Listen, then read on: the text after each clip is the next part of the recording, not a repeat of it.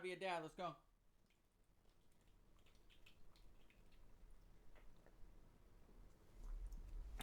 Do I gotta stop drinking energy drinks every day when I'm a dad? Oh! Ow! I'm in. Like it's on my mustache hair, y'all. Okay, I saved it. Jesus. Was that the universe saying yes? Stop drinking those once you have a kid. Oh shit. Oh shit. Yo, this game doesn't have a soundtrack, y'all. I'm sorry. There's no music for this. I don't think. It's just we're just sitting here talking. Do y'all want music or shots? I know what y'all really want is for me to shut the fuck up and play the game, right? Facts? Is that facts? There's no music. Okay, who fucking cares? We ready? We're ready. Fuck it, right? We're ready. No, who fucking needs music? You have my dulcet tones. What else do you need? Actually, if you ask for background music, you're banned. Actually, yeah. GeoGuessr days when I was like, I need to play music or no one's gonna want to watch me if I don't have music in the background. It's gonna be quiet. There's gonna be dead air. People don't like dead air. They gotta hear something, even if it's music when I'm not talking. Who fucking cares, buddy? All right. Literally just look at Germa. I need to look at Germa because like they always talk about be in the top left of the screen so you can be seen on the Discover page. Do this, do that. And Germa's like, I stream when I feel like it, and my face cam's in the bottom right of the screen, as small as possible. And look what he did. Don't take my yes as a yes to the shut the fuck up question. I mean, it is though. All right, first question. We're getting right into it. Right into it, actually. Immediately, we're getting into it. So, this is the magic moment, all right? So it happened. After 9 months of waiting, that definitely had its shares of up and downs. I can't even read. You are the proud owner of a screaming, crying, red-faced thing. Not a person. Not yet. But it is the seed from which a person will one day sprout.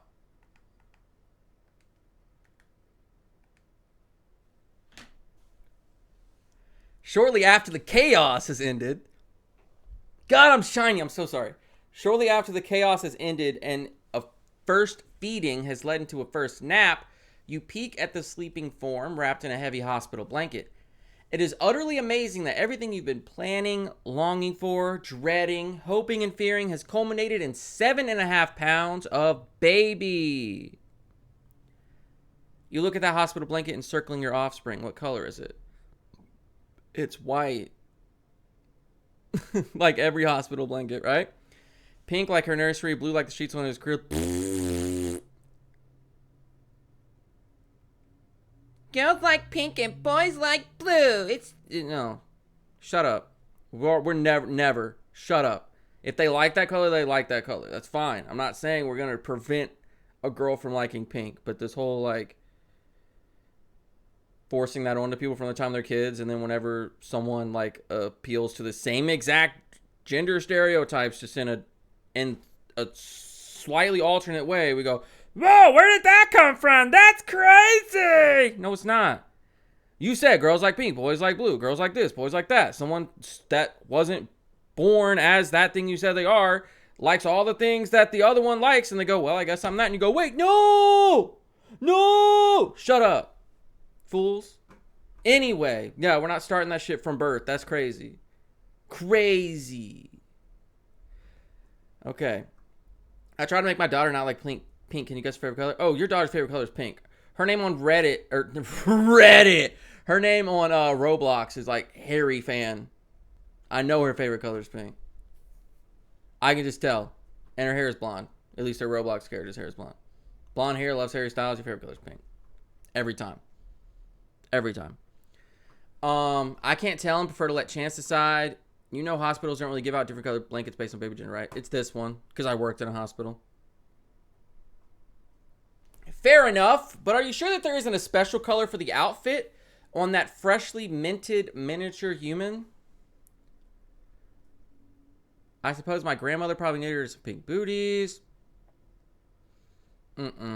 Of course, I can count on a work friend to give my new boy a little Slugger t-shirt. From you, the baby's not wearing clothes. The baby was born 3.5 minutes ago. We are not going to put a Lil Slugger t-shirt on the baby. The baby is doing skin to skin, not Lil Slugger t-shirt to skin. Understand? Let's relax before we start trying to get them into monster trucks. All right? Let's just chill for a minute and let them do some skin to skin. The baby's absolutely wearing clothes. Yep, specifically rose gold. Oh, a lot. I remember, dude, when I was in high school, girls love some rose gold jewelry. My wife hates any gold that's not white gold, though. She does not like any, no, she hates yellow gold. My sister loves yellow gold. That's the funny thing. Can you guess my least favorite color? Yeah.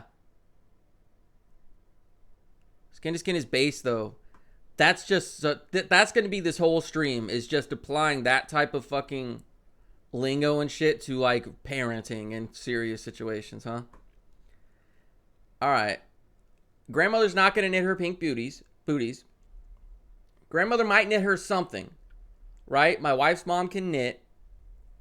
She might knit her something. They're not going to be pink booties. We're going to say we're not doing all that. If you want to knit her some booties, we're working on, maybe we have a blanket already because my wife can knit. Maybe she's got a blanket knitted out that is probably like a nice green, nice little foresty gray green type thing. Get something that matches that. Right? We're not going pink. All right? I do. It's pink pajamas, and I think he looks pretty darn cute in them. Who cares about colors? Yes, and she seems pretty comfy in her blue cap. Okay, so we have, again, I don't know why we're putting, an outfit on the child, right, as soon as they pop out. You hold the little baby pants right outside, right at the end of the table, right? And you rub Lubriderm or something on the table, so when the baby comes out, they just slide right into the pants, huh? Get a little belt for them and shit. It's a newborn. Why are we talking about fucking t-shirts and caps? The rug fucked me up. No, we're not anti-pink. We're not anti any color at all. Now we spent 10 minutes trying to figure out if Michael wants a daughter or a son in the game. You're trying to figure that out? I don't have a real preference. My kid's going to be my kid. I'm going to love him. Whether it's boy, girl, whether they're like me, whether they're biological, whether they're adopted, whatever. Be my kid and I'll love him. But we have talked about daughter. I used to not, because I was scared. I used to be scared of that. Because, things that girls are more at risk for than boys are. And with your boy, you usually... I was of the probably, kind of old-fashioned opinion, when you're raising a boy, if we're just being, heteronormative, if you're raising a boy, or not cisnormative, you just got to worry about teaching him to do the right thing and treat people right and treat girls the right way and stuff like that. With her, you're worried about how everyone else raised their sons. That's still going to be a fear of mine. But I'd have fear with whatever kid I had, with teaching them how to ride a bike and eventually taking off the training wheels and leaving them unsupervised, dropping them off the first day of school. There's always going to be something, In the game, no, I'm trying to...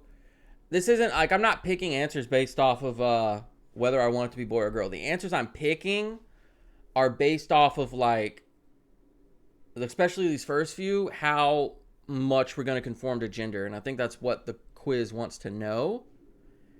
See, now, I think if the baby's wearing any clothes, it might be a cap to keep its head warm, to keep their head warm, right?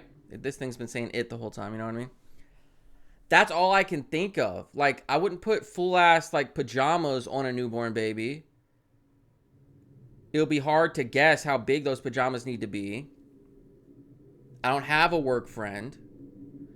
Unless you guys count as work friends, right? I don't like have a work. I don't have a job, like a real. I don't have an off. This is an office.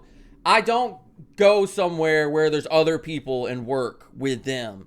I suppose my grandmother probably and the booties aren't going to be pink, right? So I'm gonna say yes, and she seems pretty comfy in her blue cap, and her mom's favorite color is blue. So I think this is probably the most likely to happen. I don't really see these other things being real possibilities. Big facts. Oh, big brain cap for sure. We count. Seems like the best wifey / colleague if you ask me. Yeah. For sure. We got it down pat. There's not really a thing that we disagree on when it comes to raising kids, luckily. Very, very, very lucky for that. Anything like one of us brings up, like, hey, when I was a kid, like the way my parents treated these situations, I don't want to do it like that. I don't want to do how people have been taught, or people that say, well, that happened to me and I'm fine. They weren't fine. We don't want to do that, or I don't want to do that. And then like she would be like, yeah, obviously no, we're not doing that. No, obviously not. So pretty cool. Pretty cool.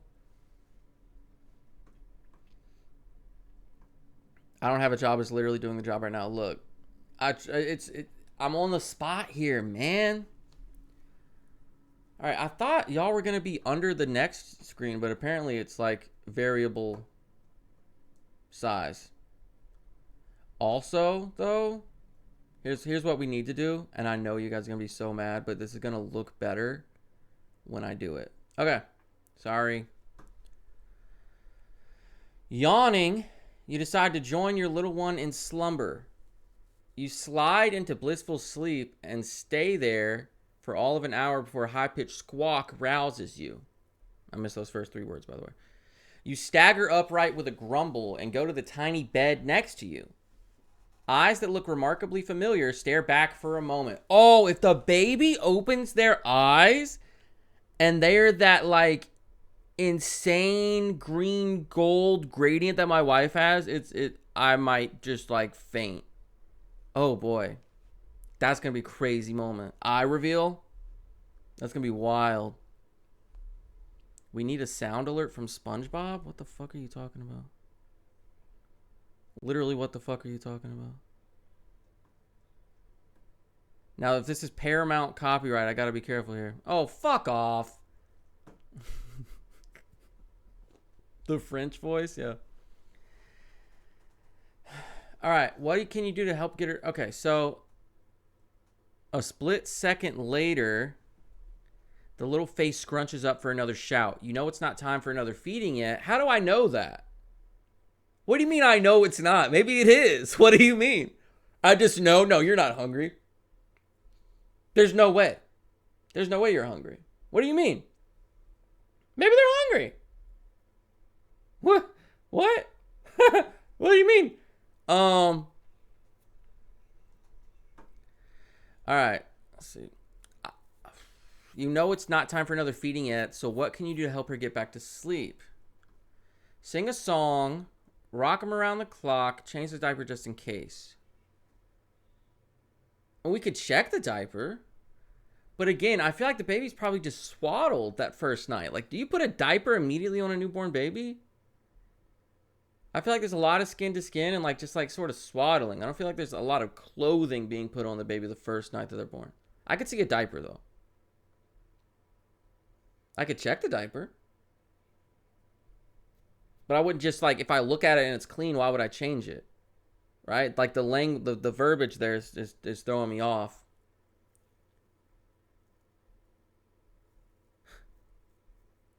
Yes, we do. Okay.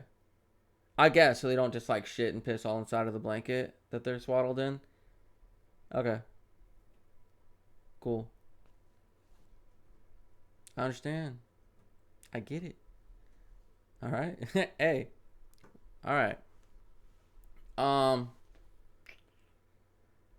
So I wouldn't just like full on change the diaper if I check the diaper and the diaper's clean. I think rocking is the best thing right here. But you have to secure the head if you're going to do that, especially for a newborn. That's the tough thing. Do you rock a newborn? You don't want the SBS. You got to be real gentle and you got to secure that head and maybe some, like, you know, like that. I think they'll be good with some of this. Some swaying, right?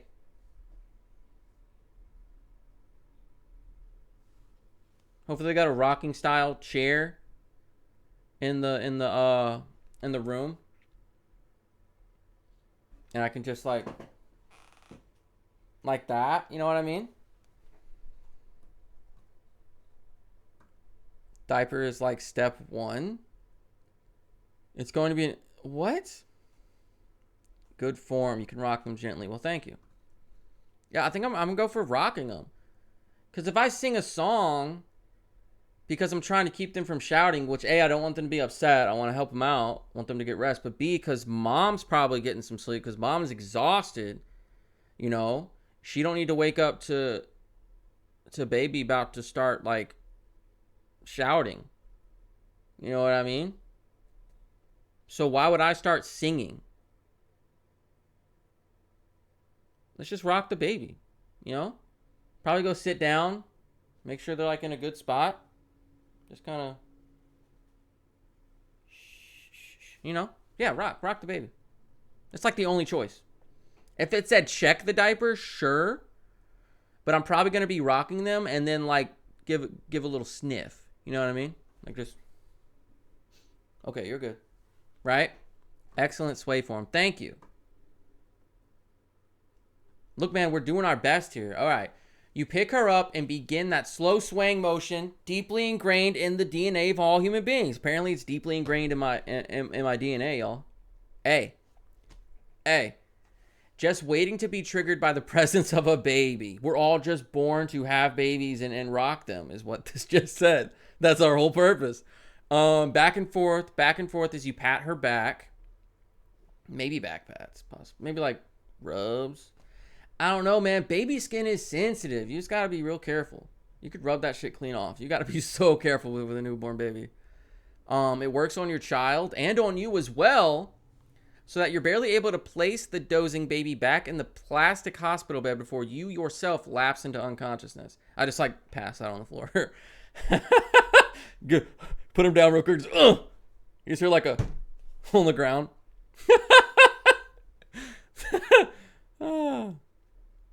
They have lines on them so you can see if they're wet. Oh, nice. Little sniff is yeah. Are you talking about just hospital diapers? Or like all diapers? They have lines that go, this diaper's wet? I mean, I feel like you would be able to, depending on the diaper, you should be able to just like see. There's like color changing lines like, hey, there's piss on me. Hey, I've been pissed on. Cool. That's neat. The night passes in much the same fashion.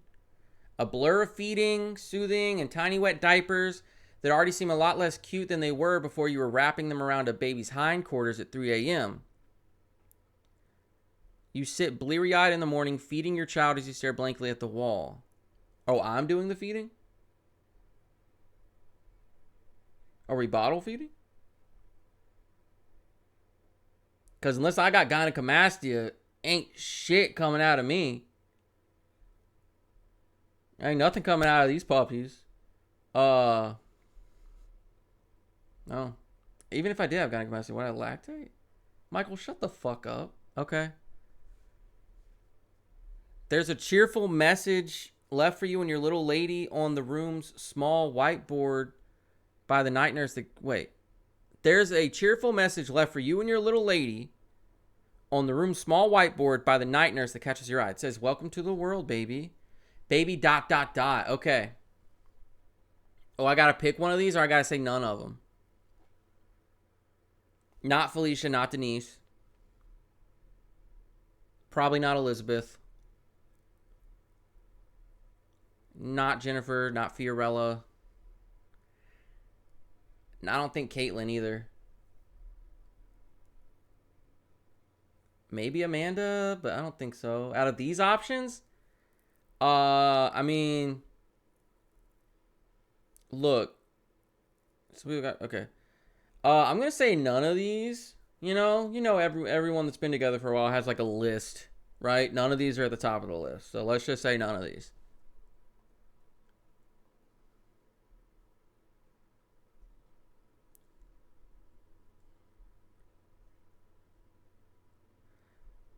Oh, wait. Sometimes my wife doesn't like people to just like know shit like this. Uh-oh. Should I just pick a stock name?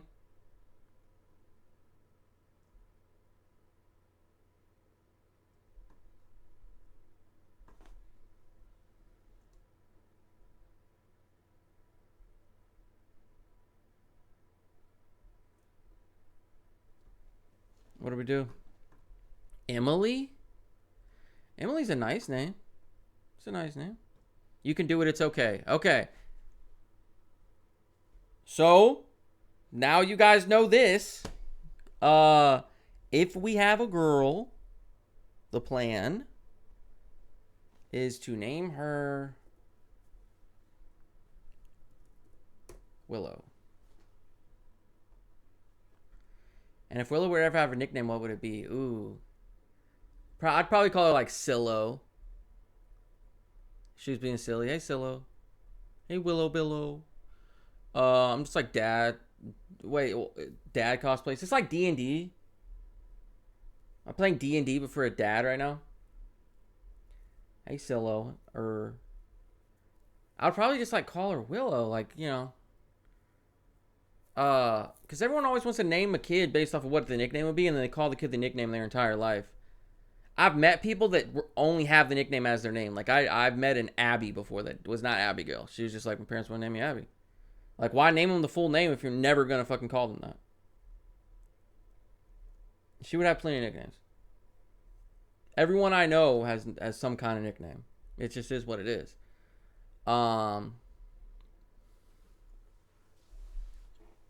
Willow Girl, Willow Bird. Yeah, it would probably just be Silo, honestly. Hey, Silo, Willow. Or some nickname that's not at all like related to her name. just some random shit, right? Lil Tree. That's so silly. Willoughby is my cousin's nickname. Nice. Um, I know I'm gonna say Willow Billow a lot. I do with my dog. I still call him Riley Biley. Call him Smiley Riley. Rilo, Smilo. I got nicknames out the wazoo. So should we just go? We show Silo, right? Because it wouldn't be Silly Willy. It would be Silo Willow, right? And that marriage that they take her last name. Silly takes her, or Sil takes her last name and becomes Silo. You know what I mean?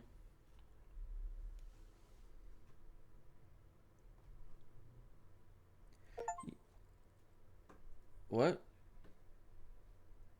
Give a name to your newborn baby. No pressure. Stop. Why are there so many of them? Why are they showing me this notification like 13 times? It's freaking me out. Jesus. Okay. You know it's one of a dozen identical messages in this hospital at the moment, but seeing Willow in print does pep you up a bit. At least enough to get through the feeding so that both of you can pass out for a mid-morning nap. You're roused some indeterminate amount of time later by loud crying. Willow's wails are more pronounced than before, and you soon determine why. She has generated.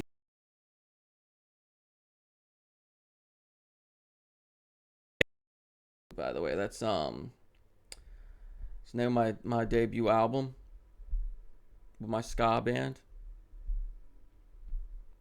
She continues to scream as you wipe away the Terry meconium. Is that just a way to say dookie? Tari? It's probably Tari, like it's black. Why is her shit black? Wait, hold up. Why is it Tari? Is that to be expected? Test? Delay.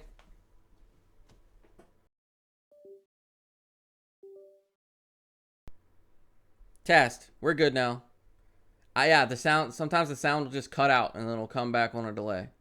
But I'm watching the bar now and it's with me. Thank you for letting me know. All right, cool. All right. She continues to scream as you wipe away the poop, and you do your best to sound soothing as you whisper, "Shh, shh, shh. It's okay. I'm here." I don't know if I'd go by Dada or Dada, but they're just asking, "Are you the mom or the dad?" I'm the dad. You finish the diaper. That makes it sound like you're eating it. Yeah, I just finished it. What? You did what now? You finish the diaper and give Willow a light kiss on her fuzz-covered head. W head kisses. Making sure not to inflict any pain with your 2 days worth of unshaven stubble. For real, though. I'm going to have to do something about this. I didn't even think of that. It seems to do the trick, and she settles down again. Willow stares at you with quiet intensity, and you can't help but feel odd that she belongs to you now. Belongs to me. That's a weird way to put it. I don't own her. And you belong to her, too, in a way. When you say it like that, that's sweet. Discharge time comes. And Willow is healthy enough and chubby enough. Oh, discharge, like leaving the hospital. Oh, okay. Yeah, okay. That makes sense. Discharge time comes, and Willow is healthy enough. The other one would have made sense, too, okay? It would have. And chubby enough to earn both of you a ticket home. Where's my wife at? We just have to assume that, like, that Alexandra's here. Right? To earn both of you a ticket home.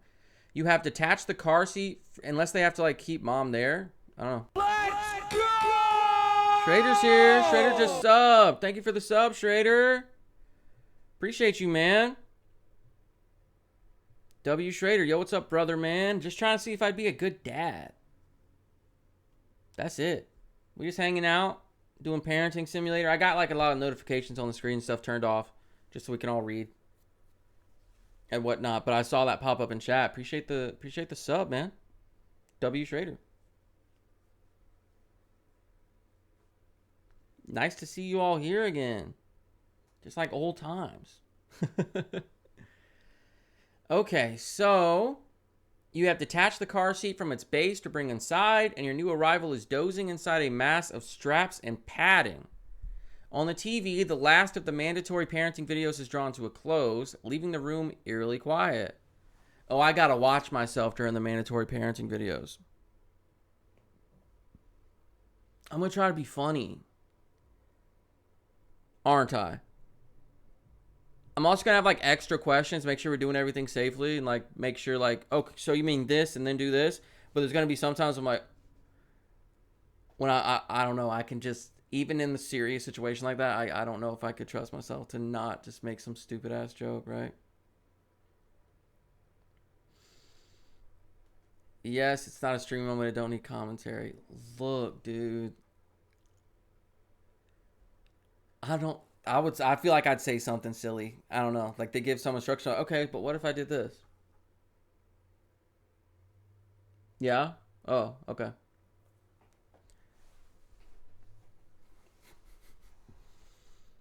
All right.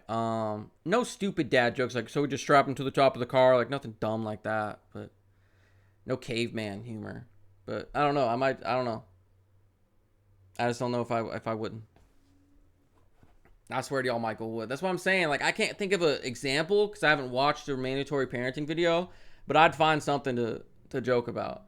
Or they'd say something obvious, and I'd lean over to Alexander and be like, well, yeah, what? No, obviously. I just plan to fucking put her up in the front seat without a seat. Like, what do you mean?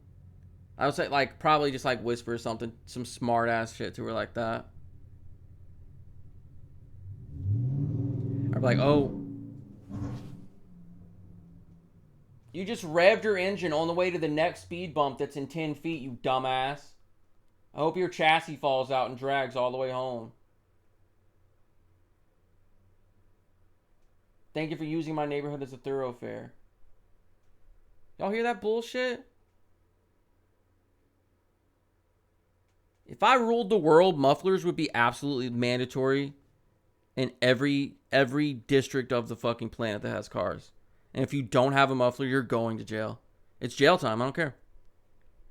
I don't care. I put one of those things on it, like when people are on house alert, and as soon as you saw that muffler off or some shit like that, so everyone can hear how loud my stupid fucking engine is, because for some reason that's something I want in life. It's just everyone hears my fucking car. Ha ha.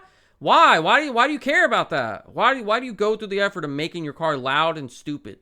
Doesn't make any fucking sense. Anyway, catalytic is a noise stopper.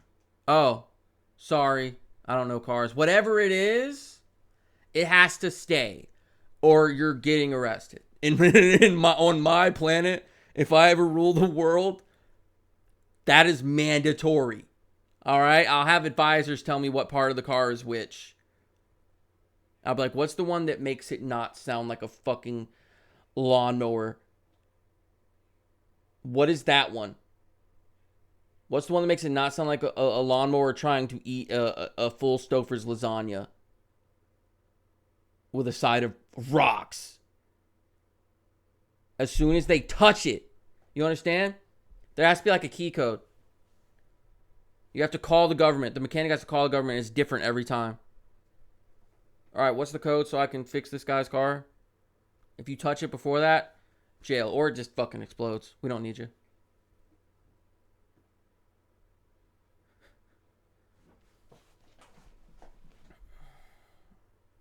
Anyway, car noises are fine. Hey, everybody, look at me at 9 p.m.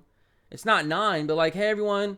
I mean, it is where fun size lives. Like, hey, everyone, this is me. I'm loud as fuck. Who cares what you're trying to do in your life? Maybe you're trying to sleep. Maybe you have a headache. Maybe you have a baby. Right? I don't fucking care. You need to look at me and listen to me. You need to know I'm going through your neighborhood and down your street right now with my loud ass fucking bullshit engine that does not need to be this loud. I made an effort to make it this loud. Why?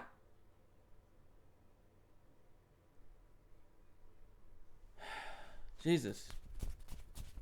We had one stolen off our box truck at work and made that box truck sound like a monster truck. Jesus Christ. That's crazy. They stole it. Maybe they had a neighbor that didn't have one and they were like, this is Operation Silence My Neighbor's Car. Step 1. Steal one off of a box truck. Step 2, go in there at night on the back of my son's skateboard and put this shit on their car with a YouTube instructional video. Anyway. But no, I'd say something like, oh yeah, so I guess we gotta get one of those, we have to keep re-upping on our baby on board sticker, right? Because like here, once it starts fading, people are just like free to ram you. Some shit. I wouldn't say that out loud to like with the nurse in the room, but I definitely I'd come up with something to say for sure. I would just make it my job to be funny. I don't know why. Anyway, an orderly comes in with a clipboard requiring your signature. An orderly. What the fuck? Requiring your signature in order to finalize the discharge. You write your first name. There you go. Steal them and strip them down for their precious metal. Yeah, I bet. Had a coworker on night shift that had her stolen out of her truck when it was in the parking garage at work. That's crazy. Gotta get the stick figure stickers. Yeah. Yeah. And then your last name.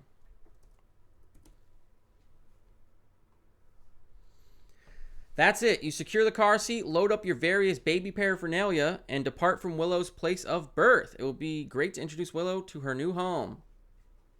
An apartment in the city, a modest suburban house, or a house out in the country.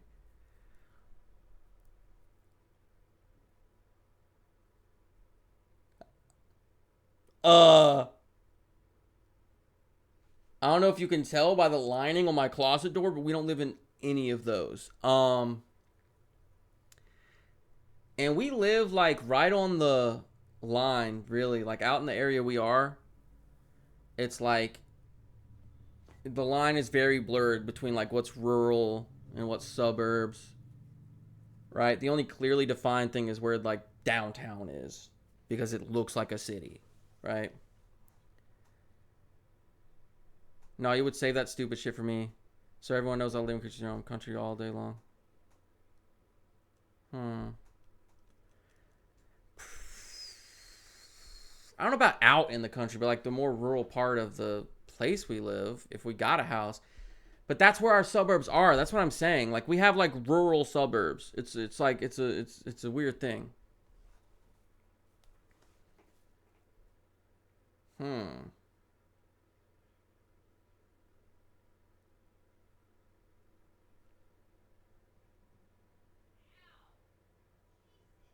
Are you okay? Hello? You good? What happened?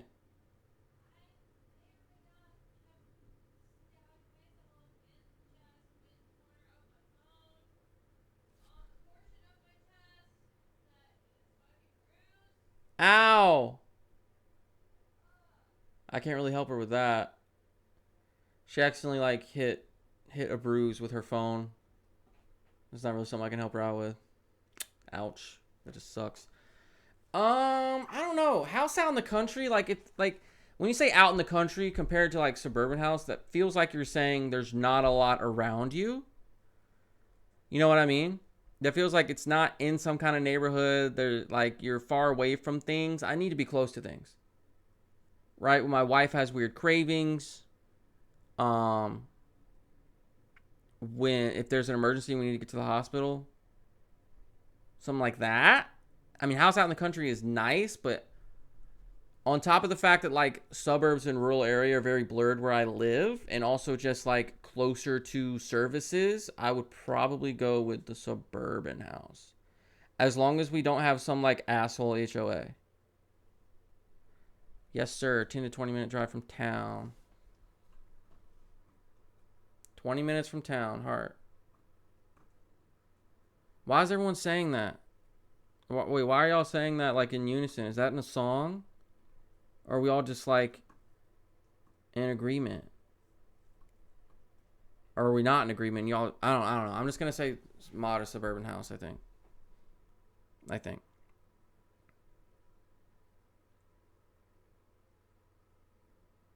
Which is kind of the closest thing you have to what we have, because we live in a neighborhood and our housing is modest, right?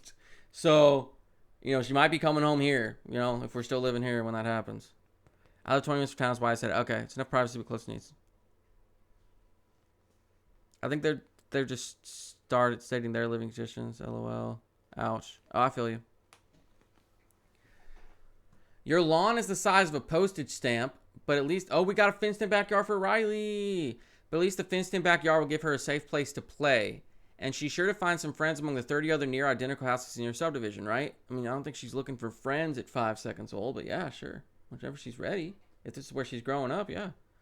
You sneak a peek in your rear view at the top of your sleeping child's head and wonders what lies in store for your new family. It might be a little tough for the two of you out there on your own, but you know, wait, am I a single dad? Why does it keep saying this? You two out there on your own. Like I gave birth to the kid. Again, we have to assume all of these just include Alexandra, because she gave birth to the baby. All right? And she's here with us. Okay? That's what's going on. It didn't say anything about being a single parent simulator. It just said parenting simulator. So, in my parenting universe, I will have a partner and co-parent. Nothing happened to her. She's fine. All right? Nothing at all happened to her. She had a perfect birth. And we're all going home together. All right. You know you can handle it. Next chapter. What do you think we skip to? Year 0. The art of interpreting screams. Ooh. Okay. That'll be fun. With like my little ADHD like pattern recognition brain. But oh wait, no, it has that pitch and oh that means this. Ooh, that's actually gonna be fun. Might like make a little like worksheet like a little cheat sheet. Just remember, put it on the index card or on the fridge somewhere. You know, yeah means milk. Means they shit themselves, right? Means they're in pain, etc. You realize early on that there's a reason babies are so irresistibly cute. It's a defense mechanism to prevent their caregivers from abandoning them to the elements. That's just fucking, that is absolutely an insane opening statement. That's fucking crazy.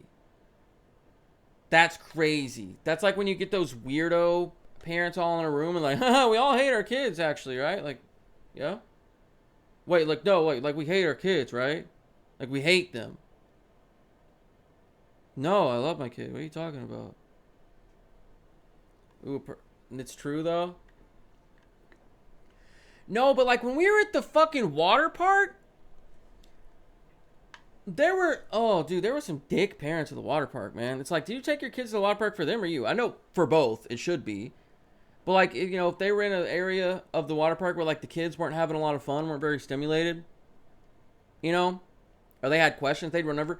The mom literally like yelled at them and was like, go, give us some time to relax. Like, you kind of broke the fourth wall there. And now you've made the water park trip about them leaving you the fuck alone just out in the open. Maybe change up your strategy a little bit, because you sound like an asshole when you talk to your kids like that. Need some help for a few minutes? All right. 1 second. I'll be right back. We're going to answer more of these questions. Okay, guys?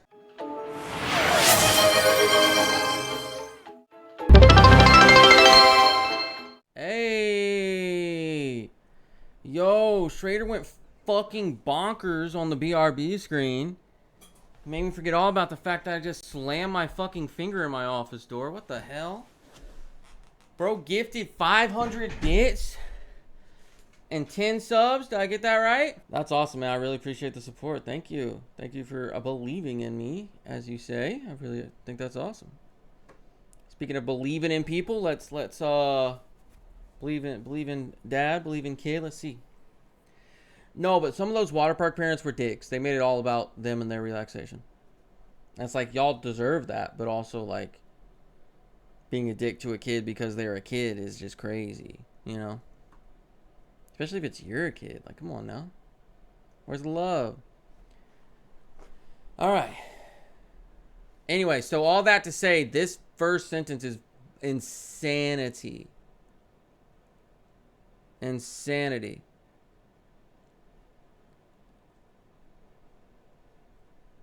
Now, in the where am I? Your will and endurance are severely tested during the first year, but you also create cherished memories you know will remain with you all of your days. It's the beginning of an amazing and frustrating journey as you mold Willow while she changes you in ways you could never expect. There are a few situations that definitely leave. I thought that said inedible for a second. Got a new badge, looks like a battery charging. Oh, that's the Turbo badge. He has Twitch Turbo. So Schrader doesn't even get ads on Twitch. And he's still doing this. Like, there's no... His only incentive is, like, showing support. W. A. Alright, so it shot out all the emotes for you guys. For the hype train now. But no, check this out. 31 out of 27. I'm gonna have to make a new one again. W. Schrader. Alright. Alright, there are a few situations that will definitely leave an indelible mark on your time as a parent. While reading, would you prefer to have some events randomly selected for a slightly shorter and more unpredictable experience? Or play through all available events in the story in a single run? All of them. Yeah.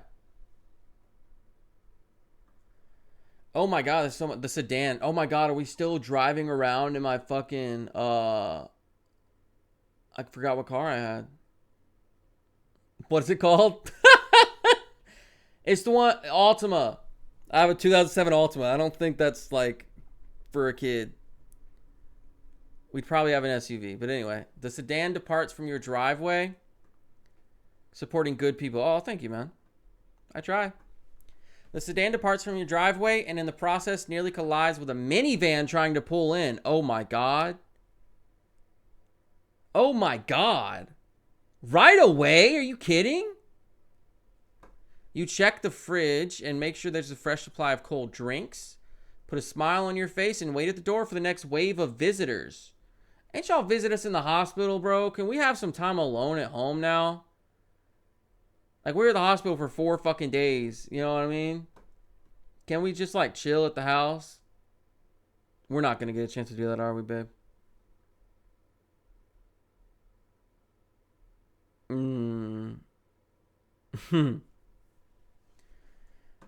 Before becoming a parent, like most people, you had visited a few newborns in your day. Everyone does love the newborns, yeah. Hospital for 2 to 3 days. Not me forgetting what car I drive. I'm too busy thinking about my kid. What you mean? And about the fact that that's not going to be the car we take the baby home in, especially with the wasp problem. Jesus Christ. All right. You drop in, chat for a bit with a tired mom and dad. Ooh and ah over the tiny little. If y'all are going to be doing this, treating my fucking front door like a turnstile to come see my baby, as soon as you come in, you go wash your hands. Everyone will be sat down on the couch if they want to hold the baby, and the baby will be put into their arms. And when you want to stand up, I will come get the baby out of your arms. We will have rules. Ain't no one come, oh, that baby, with fucking honey mustard dripping from their pinkies and shit. Like, y'all need to back the fuck up, honestly. I don't even want y'all here right now. You understand me? So you need to be on your best fucking behavior. Then to heck with them, they're toddlers. That's what, yeah, that's the whole thing. People like talk about their kids like they fucking hate them. No, there was literally a kid, he was like 3. Like, I think he was still like in diapers or some shit. And we were in the lazy river, and this mom is like bitching at him. Like, oh, well, we're all going home now. Because it was like a whole family event, and she was blaming it on him. We're all going home now since you're being a crybaby. Yeah, he's a baby. Yes, he's crying and he's a baby. Yeah. You being aggressive and loud and mean is not going to stop him from, like, what? Maybe in the future, he'll learn to fucking swallow his emotions so he doesn't get in trouble for showing them. But I don't understand this whole thing like, oh, if I just fucking yell at him and smack him on the butt enough, the situation will just get better, right? If I basically just, like, fight this kid. God damn. In public, too. Y'all are crazy. We're at the hospital 2 other days, but also why in the world would I want to have a bunch of visits after I just gave birth? That's what I'm saying. That too. Y'all better be bringing some food or something too. Don't come to my house empty-handed. No, yeah, for sure. Come in, set the casserole dish that you definitely brought for us down, and then go straight to the sink and wash your fucking hands. Make sure they're all the way dry. And then take a seat and take your fucking 3 minutes holding the baby, and then get the fuck out. We'll have a line. Starts at the sink, ends at the couch. You do not stand up with the baby. You might not even get to touch the baby. Maybe the baby's just in the crib. You come and look at the baby. Still wash your hands. Maybe give it a little tickle on the nose.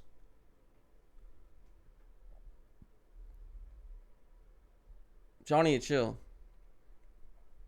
And don't put parents on the spot with the, can I hold them? Don't ask. They'll ask you. They'll say, do you want to hold the baby? Would you like to hold the baby? Are your hands clean? Would you like to, would you want to sit down with the baby? You want to visit? Don't be putting parents on the spot. Putting yourself in that awkward, because you either put them in a situation where they risk looking like a dick by going, no, you can't, which it's well within their rights to do so. Or they have to, like, if they're a people pleaser, they have to relent and let you do it even if they didn't want to, right? Let them come to you. Let us come to you, right? No face touching, even clean hands. Yeah, also that. Why is your hand on my daughter's face? She didn't say you could do that. She can't even talk yet. You got to be careful. Every child responds to parenting differently. There is that. But some shit just isn't parenting. Some shit is like you're pissed off that you got pent up aggression that you couldn't take out on your boss. whenever he like yelled at you at work and like cut your pay or was like a dick to you or some shit, and you got pent up aggression everywhere else, and you can't like take a swing at the guy in the grocery line, right? You can't beat up the guy that cut you off in traffic, all this pent up anger. Oh, who's the one person that until recent times, it's generally excused for me to like be physically aggressive towards? Oh, the smallest, most vulnerable person I've ever met in my life. Cool, I'll take it out on them.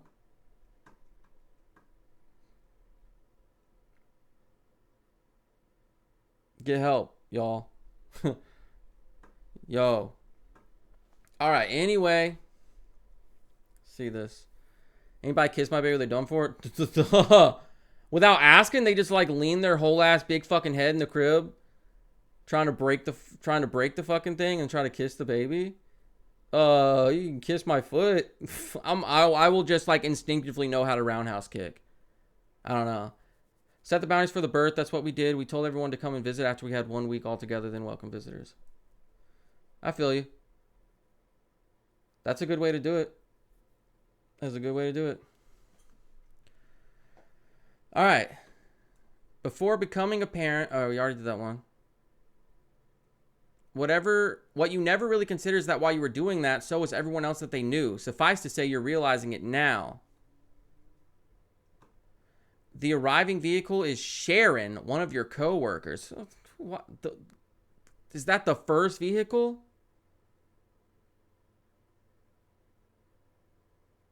Is a co-worker named Sharon at my fucking house to see my baby? Sharon, you don't even need to have my fucking address. Why are you here? Bringing along her own motley crew of 4 rambunctious young... No. There's no way that we invited Sharon and 4 rambunctious younglings. There is zero possible fucking way that happened. There's no reality.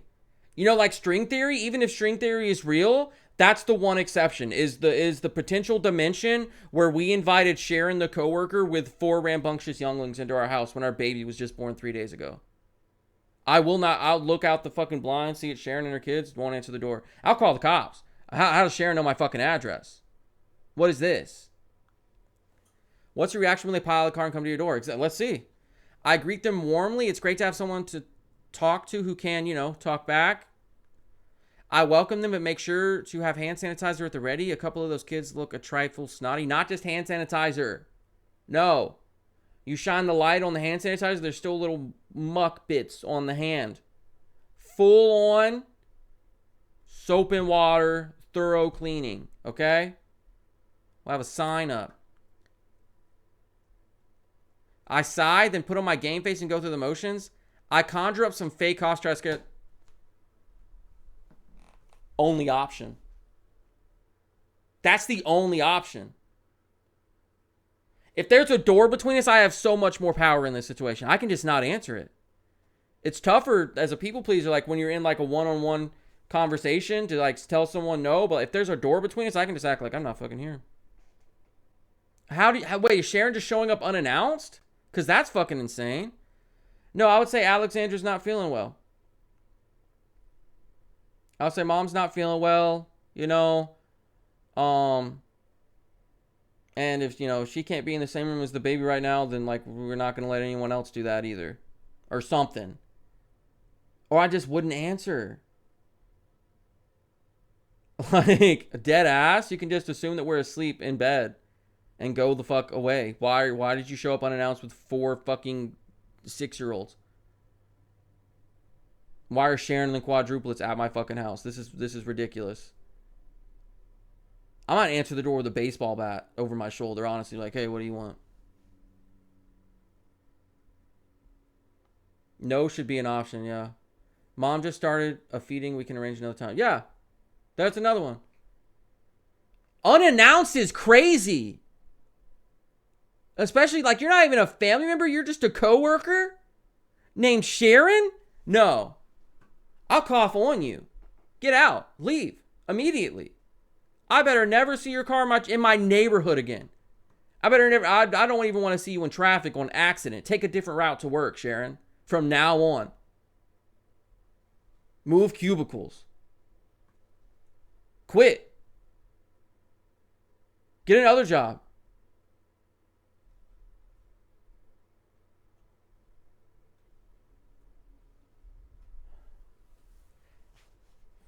Oh, it happens every newborn? Pull out your phone and fucking ask me. No, no, no, no. We're not having any of that. I don't, dude, honestly, it could be my own fucking mom and dad. No one is showing up unannounced. That's fucking bonkers. No.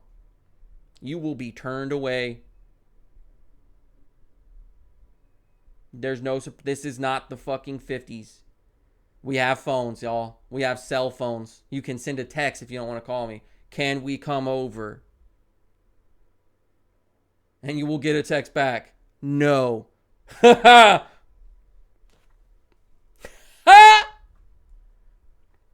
You stand in the doorway.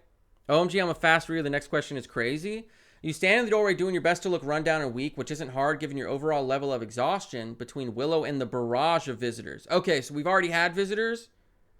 And then Sharon shows up. It's still not okay. You hack a bit as you wave hello. Oh, hi there. I'm still fucked up. That's how she knows where we live anyway. You hack a bit as you wave hello. Hi there. You calf. Can come in for a bit if you want to chance it. Doctor says it's probably contagious though. That's still people pleasing. I mean, I could see myself doing that, but I could also see myself saying, well, you can't come in. Sorry. Not you can come in if you want. To like trick them and make them think it's their idea to not come inside. She's going to say, I got 4 kids. I'm basically immune. Right? Watch this. Your colleague has a reputation around the office for not picking up. Oh my God, she's autistic. She's just going to hear that you can come in if you want part.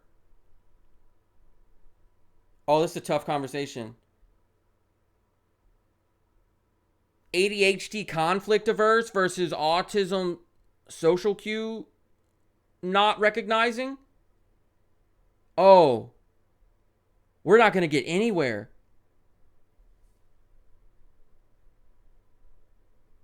Because I'm going to be beating around the bush. And they're just going to like take everything at face value. Oh, fuck. God. Yeah, I need to get a Gandalf staff, honestly. Jesus Christ. Okay. I still haven't read through. Y'all said it was crazy. Colleague has not picking up a social cues, and she lives up to it now. Sharon pulls you in for a hug, creating an opening into your home, which her children spill through. I will throw you off of me, Sharon. In this moment,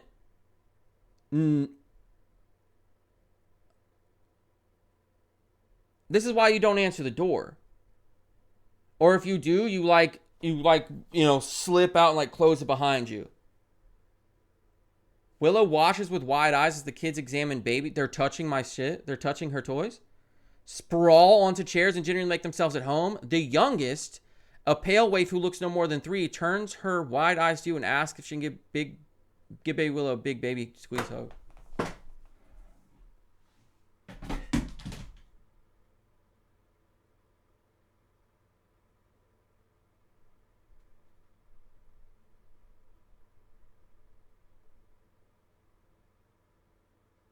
This might be the first time in my life that I would ever look a 3-year-old in the face and say, you got me fucked up.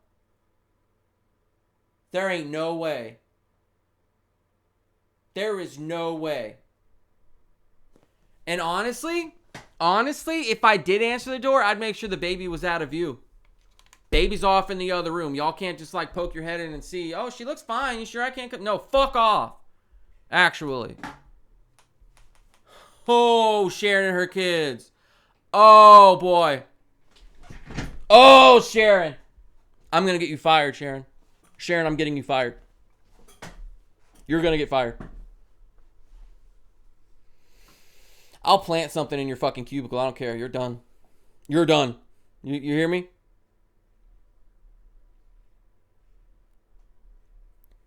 Of course, Willow loves getting hugs from big kids. No, she doesn't. She's 3 days old. We just got... No, she doesn't. She doesn't know what she loves besides her parents, probably. She doesn't have object permanence. She doesn't love anything right now. Get away from her. Because she's a baby, how about if you just touch her feet instead? Yeah, if I was an idiot, I would say that. Touch her feet. That's one of the most vulnerable parts of your body where you can to get diseases from. There's a bit of trivia for you. She's not. No.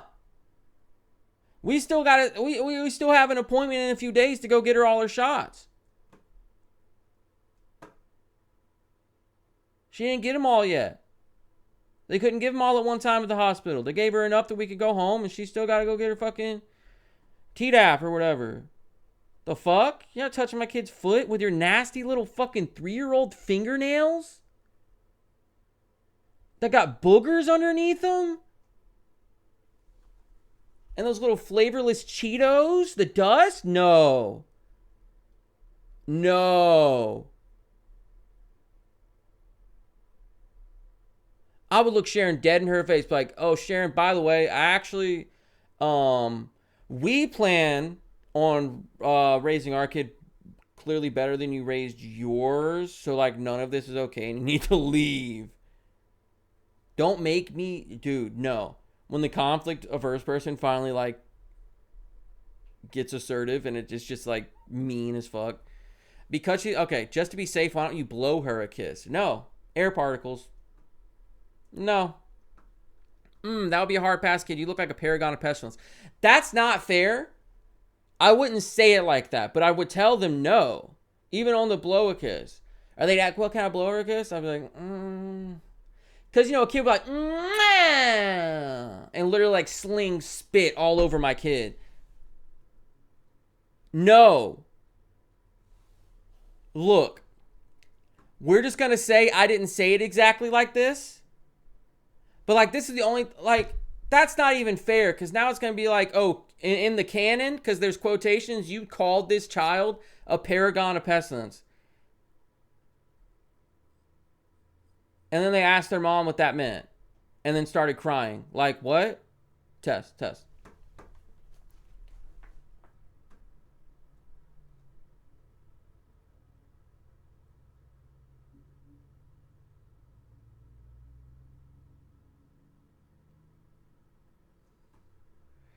Can we assume Willow's at a safe distance?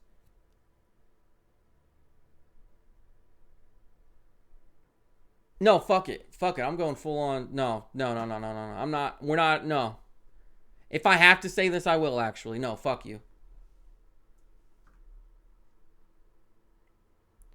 I feel like that people pleasing part of me is probably going to get like ripped out once I'm a dad, right?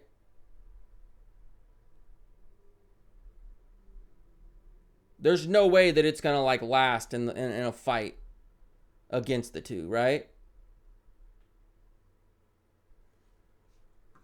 Exhaustion and stress have teamed up to erode the last vestiges of your patience, and this walking germ. Wait, I actually said that? So it is canon that I said that. You shouldn't have shown up to my house unannounced, I guess. Damn.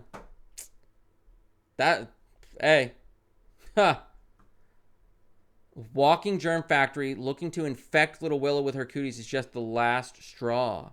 She looks to her shocked mother and says, Mommy, what is a paragon? Sharon looks like a volcano poised to erupt? Oh, does she? Because she's in my house, uninvited, with her fucking quadruplets, trying to infect my kid. She looks like a volcano poised to erupt? Really? That's crazy because you're losing your job tomorrow. Good luck. Until she gives herself a moment to really take in your haggard appearance for the first time. Apparently, you look about as bad as you feel because her features soften again and she just responds, I'll tell you when you're older. I think we need to get home, Petunia. And let Willow and her dada get some rest. You mouth a silent thank you to your colleague as she leads her kids back out the door. You watch the taillights through the window as Sharon departs. You should have a whole hour to yourself until... Oh, never mind. There's your second cousin Gladys pulling up now. Once more unto the breach then. We're just not... I might send out a group text to just every one of my contacts, even if it's someone I don't talk to anymore. Even if it's like an old coworker. Sharon's about to be an old coworker. She's getting fired tomorrow. But like just like all the contacts on your phone you never deleted. All of them, hey, do not come to my door for X amount of days. We will not answer the door. That's it. 13th percentile.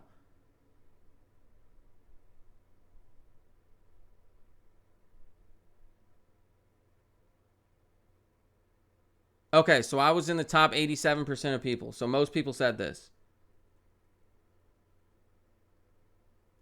Because like when I took the ACT and they said, you're 98th percentile in reading. I'm not flexing, by the way, but I am. That meant I was in the top 2% of readers. So 13th percentile, that's like the majority of people said, yeah, back the fuck up, 3-year-old. Damn. You walk out of the... Okay, so now we've gone to the pediatrician. You walk out of the pediatrician's office clutching Willow a bit too tightly, as if the wind might blow her away, and all you can think about is percentiles, specifically the one between 12 and 14. Oh, wait, no, this is a new story. Wait, what happened? Another routine pediatric checkup has come around, and the jovial Dr. Chemandir was poking and prodding your offspring. Willow was taking it all in stride, too busy smiling and burbling at you to pay the pediatrician any mind. Temperature, height, even head circumference were meticulously noted and studied. Everything seemed fine until he looked at his computer screen and dropped the bombshell. Nah, don't do this. Mr. Bolt, we're a little concerned with Willow's weight this time around. She's only gained 3 ounces in the last month, which would put her at the 13th percentile for this age. Oh, maybe this means something different in terms of baby weight than it does like ACT scores. Somebody's saying you're freezing tonight? Do you need another blanket? Or do you need to just like turn the air up? Or you can do that on your phone, right? You have the app. Let's go ahead and schedule another appointment in 2 weeks. And if it hasn't been any improvement, we may need to discuss some more options. The rest of the visit passed in a fog, and now as you head to your vehicle and buckle your tiny child into the car seat, it feels like a weight is pressing down upon you. What can you do to solve something like this? Feedings around the clock. This child's going to get stuffed like a Thanksgiving turkey. I don't think that's the option. It's a little early, but if I introduce solid food, she should pack on the pounds. She's just a month old. I don't think they can have solid food at a month old. She's going to choke. Right?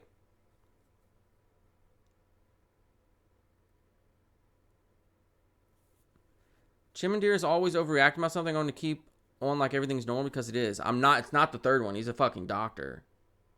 You weirdo. It's not the third one at all. You already started turning the air. Do you need another blanket? First appointment is 2 days after you leave. She's only a week old. But it said in the last month that she's only gained 3 ounces. It says another routine pediatric checkup. So this might be the second one. Let me come back in a month. So she's like a month old. You think so on the blanket?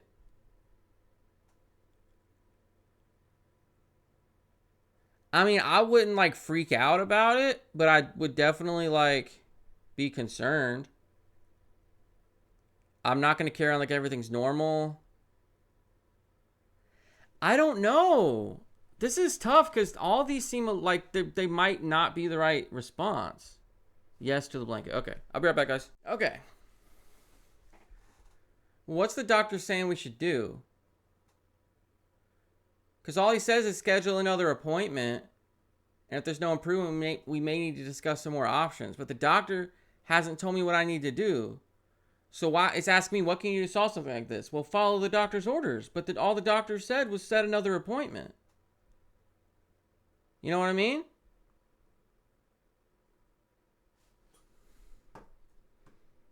Fun Size says, I'm cheating because Fun Size is a mother.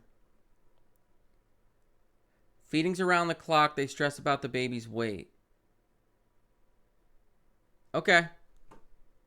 Because it's definitely not solid food yet, right? And this is like stupidity. So, all right, feedings around the clock. Did I click it? Okay. The moment you get home, you set a timer to go off every 3 hours. Gotta get in the game with some more feedings. Okay, cool. Cool. And then you feed Willow as much as she can stomach. It's definitely a trifle exhausting, but after a few days, you do see some positive results. You're cautiously optimistic at the next doctor visit, stopping just short of hoping Willow has a very wet diaper before getting on the scale to add an extra ounce or so. but it turns out not to be needed. The nurse confirms that she has gained more in the last 2 weeks than the entire month before that. The 22nd percentile might be low, but it's a darn sight better than the 13th, so you're counting it as a win. W right there.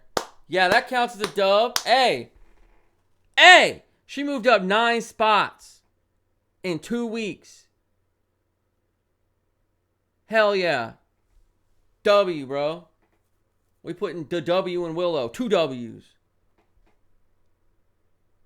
You're still told to watch out for malnutrition or dehydration. You think I'm malnourishing and dehydrating my baby? What do you mean? What do you mean by that?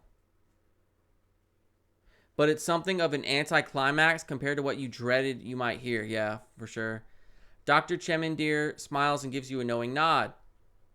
Don't worry. I won't lie and say it's all downhill. Does downhill mean easier or harder? Doesn't mean better or worse. Because, yeah, like if you're jogging, going downhill is a simpler task than trying to go uphill. But also downhill, like everything's on a downward slope. If you're looking at a bar graph and it goes down, or a line graph and it goes down, that's bad. I think in this context, he's saying, I'm not going to lie and say it's just like roses from here. But the older she gets, the less it should be an issue. Try not to beat yourself up when things like this arise.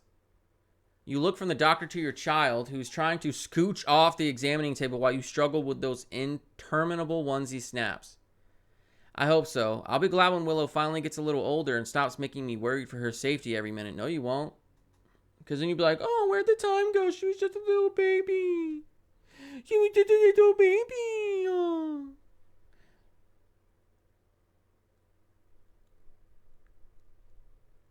Yeah. I swear, some people like having babies more than like having kids. You know what I mean? As soon as their kid's like 3, 4, like, we miss having a baby. Let's have another one.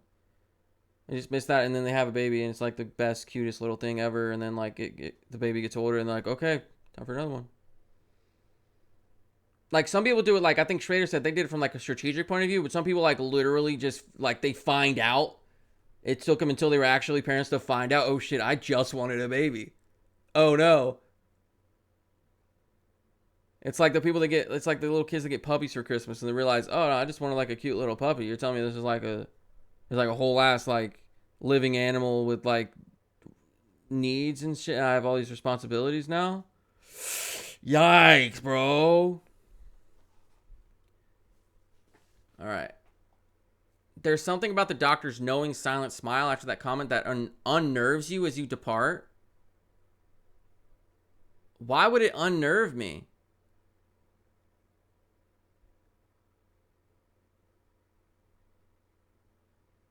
Oh, because he's like, she's not going to make you stop worrying about that. Oh, I see. He's like, yeah, okay, sure. Yeah, she's going to reach a certain age and you're just not going to worry about her. Huh. Okay, buddy. Okay.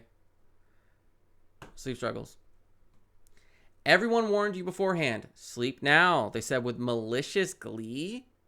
Why is the glee malicious? Because you won't get any for the next couple years. But no amount of advanced knowledge could have proceeded. So I do need to keep drinking energy drinks, is what you're saying. Okay. But no amount of advanced knowledge could have prepared you for the savage reality of perpetual sleep deprivation. Multiple times a night, you are summoned by your incoherent overlord for a feeding, a wet diaper, or worst of all, for no apparent reason. There seems to be no limit to the torments Willow unknowingly inflicts upon you. Her current sleeping arrangement up to this point has been in her crib at the other end of the house, in a bassinet beside my bed, and the bed beside me. This one, right? Yeah. Easy question. You've become so conditioned to roll over and scoop up Willow. What are we saying? No, definitely not. What's definitely not? Oh, the worry. Are y'all on a fucking delay again? Y'all need to tighten up. You become so conditioned to roll over and scoop up Willow at the first grunt or whimper that just hearing a baby cry when you're out and about makes your arms twitch. The constant barrage of wake-ups takes its toll, and once you're several months into your first year, it becomes apparent that something's got to give. Now that Willow's finally old enough to allow for sleep training, what are you going to do in order to take back the night? Take back the night. Sleep training? I don't know. I don't like the whole, like, just let him cry. Teaching them that like if they cry and stuff, nobody's gonna come. Right? Like there's the idea that it teaches them they can handle it themselves and like they don't always need someone. But I feel like that method is mostly just for like the parents that are outdone with the kid. I don't know if it's for the kid or not, because they could just as easily learn and be conditioned that like, oh, so no one's gonna come and help me. Because they could also be crying because they pissed or shit on themselves, or because they're hungry, or because they're in pain, right? You can't just assume it's for nothing and they just need to like cry it out until they fall asleep, and you will just never go check on them. I don't think I would have the fortitude to not check on them anyway. That's not what sleep training is. Okay, cool. Did you say no, she's not in the bed with me? I said she's in a bassinet next to the bed. Why would she be in the bed with me? That doesn't make any sense. She's a baby. She needs a bed with walls. What do you mean? Don't read the rest list, and this one helps selecting an option. Gradually step down nighttime. What? That's crying it out. Okay, no, we're not going to do the crying it out thing. Don't read the rest of this unless you want help select. Oh, I just read the whole fucking thing. I thought. Yeah, all right, cool. I'm going to need help. We got like a mom in chat. I think the dad probably had to go and put his kids to bed or do whatever. But the dad dropped $5, $35 really in my lap before he left. So he can go do what he wants. No, you're good. No, I'm definitely going to be calling on you for help in this situation and during this quiz. And my wife's probably going to interject as well. Yeah, for sure. You got like first-hand experience though. Okay. Now that she's old enough for sleep training, what are you going to do to take back the night? It's time to cut off late night feedings, cold turkey. Let's do cry it out. We just said we were worrying about her weight. Why would we cut off late night feedings? If your child is crying at night because they are hungry, because they're in a little body with these emotions that to you are little, because you, oh, I'm hungry, I'm going to eat. All they feel is that's a negative, distressful message. So their response, the only response they have is cry. They're going to cry. It's science. We are not, especially if they're hungry, you're going to leave your kid in a dark room to just fucking be hungry all night? CPS. Immediately. Nah. Insanity. I will start a gradual step down in late night feedings. Nothing needs to change. Might be hard, but she'll only be little once. W. Hey. This is what we signed up for. You need to be, as someone who's not a parent yet, let me just say what my opinion is at the moment is that you need to be conditioned as a parent, not trying to condition your kid to be more convenient for you. Especially not when they're like a tiny little fucking baby. You know what I mean? That's for you to learn and get better. Right? We ain't doing this tough love bullshit on a fucking 3-month-old. All right? Several months. Okay, more than 3, but still. The child needs a more consistent schedule though. They do. But like how are we going to hop from we're concerned about your child's weight, 22nd percentile is still a W because they were just in the 13th. All right, now let's cut out some of the extra feeding that we've been doing. Did the doctor say that we should do that? I mean, the kid doesn't have the potential to like, oh, I'm just looking in the fridge because I'm bored. They're actually hungry. If it's about hunger, because this looks like it's about hunger. If that's what gets them to stop crying, then they were hungry. Because sometimes you try to feed them and they keep crying because it wasn't that. And sometimes, yes, it is for no reason. You know, they're scared of the dark, or they had a bad dream and they don't know how to interpret that. They can't tell you they had a bad dream. I don't fucking know. Sometimes they're just a little uncomfortable. The sheet, or they don't have sheets, I'm sorry. The whatever doesn't fit right on their knee, right? And again, they have no comprehension of saying, I don't like this, even if it's a simple fix to a grown person, other than cry. This is negative. This causes distress. This I would like this to not be a thing. Right? You got to understand that, man. They're kids. So you have to help them so they sleep through the night. That's a better, okay. Sometimes they mean changing feeding schedule. I just don't like the way it talks about taking back the night. right? Like, y'all are friends. This is your friend, man. Y'all ain't at war. This is some struggle. Like, yeah, that's going to be my friend. Y'all understand? And y'all might say, well, you don't have a kid yet. I will have a kid. Dude, I run the risk of being like Phil Dunphy. You know, that's going to be my fucking friend. You understand? Like, oh, what you need? Hey, girl, what's up? What you need?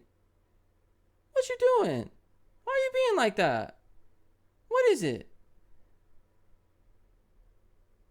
I'm going to be pissed off at a baby. That's crazy. Ha! Best friends. That's what I'm saying, bro. I'm not like dead ass. That's going to be like my... Yeah.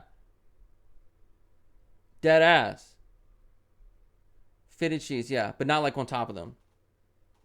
That's what I meant. Like when the sheet's on your foot weird and you're like, ugh. And you got to fix it. Right? But there's not sheets on top of them. There's a sheet, like a fitted sheet across their little crib mattress. Yeah. So I'm gonna, yeah, nothing needs to change. Might be hard, but she'll only be little once. Yeah. And while she's little, you're gonna teach her that if I need something, my dad will be there for me. Obviously. Hey. Gosh, that makes more sense than no sheets on the bed. Yeah, yeah. They're just in the wooden bassinet. Jesus Christ. That's also a CPS call, by the way. I think I just smacked my mic. I'm sorry. You elect to keep on keeping on. It would be nice to say you eventually grow accustomed to exhaustion, but that would be a lie. At least you know that this too shall pass eventually. After another 3-feeding night, you lay on the floor next to Willow while she enjoys some tummy time. What is tummy time? Is she on her tummy? No, she's on... Wait, what is tummy time? If I'm on the floor next to her, then she's not on my tummy. And if I'm dangling something over her head, then she's not on her tummy. You try to dangle a jingling cow toy over her head, but have to constantly struggle just to stay awake. Where they lay on their stomach to strengthen their neck muscles. Oh, to get her to, like, look up. We're doing when the boxers put the fucking, like, kettlebell around their fucking head thing, but for a baby. Okay, I understand. That makes sense. Exactly what it sounds like. Well, it also sounds like tummy time, let me lay on the floor and you're on my tummy doing all the, beating the fucking shit out of me thing. You know what I mean? You run a hand through Willow's fuzzy hair and smile weakly. I love you, but I think you might be a sleep vampire. Is the cute little baby sucking Dada's life force? What, dude? I would not speak to my child this way, just so you know. That's just a weird way to ever speak to anybody. She gurgles in response, grabbing the toy you were half-heartedly dangling over her. Vampire or not, you can't help but give her a kiss on one round cheek and feel like it's worth the exhaustion to spare her any distress. Yeah, for sure. Duh. Baby steps. Literally. Look. This kid did not ask to be born. I'm the one that asked to be a parent. It's as simple as that. And that is why this right here is basically true 100% of the time. I asked for this, not them. All right. It's been a couple months since Willow started pulling up on things using pure baby muscle. Yo, baby muscle. Let's go. To overcome the comical disproportions of an infant body long enough for a few moments of verticality before plopping back onto her diaper-cushioned rump. Lately, those moments have been turning into minutes. And she's wiggling her legs, longing for some forward momentum. How you react to your child's drive for mobility. Let's fucking go. That's exactly how I'm gonna pog. What do you mean? How am I gonna react to that? Let's go! Yeah, let's do it! There's gonna be so much of this with the baby. For sure. Especially when you have a girl. Teach her that she can be strong. I do that with my nieces. They'll be like, I'll try to get something. I'll turn around. They're already getting their own suitcase out of the trunk and stuff. I'm like, oh, you're strong. You're strong, huh? And she'll be like, yeah, I can rock my mommy back and forth in her rocking chair. I'm like, I bet you can. Yeah. That is true, but still hope Andy can convince you to slowly remove night feedings for both y'all's sanity. Yeah, you know what? It's not speaking of being a vampire, right? It's not me that is happening to. But you know, maybe we got some like in the fridge, you know what I mean? And maybe it's not always going to be a feeding according to that question. I mean, that feedings are one way to cut out the having to wake up every hour, but yeah. Anyway, where were we? Oh, how we react. I cheer her on verbally while letting her figure it out for herself. I reach out with my fingers to let her get some practice walking. I watch quietly while resisting the urge to give her a gentle shove back to the floor.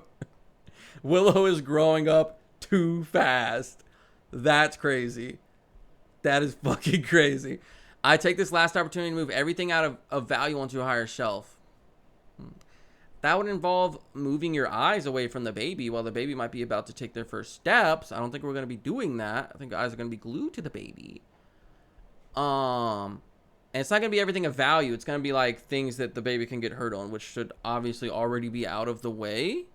If the first thing that comes to your mind when it looks like your baby's about to start walking that second is, oh shit, they're new height. Let me move all my valuable shit that they might knock down out of the way. A CPS. If that's the first thing that pops into your head, are you kidding?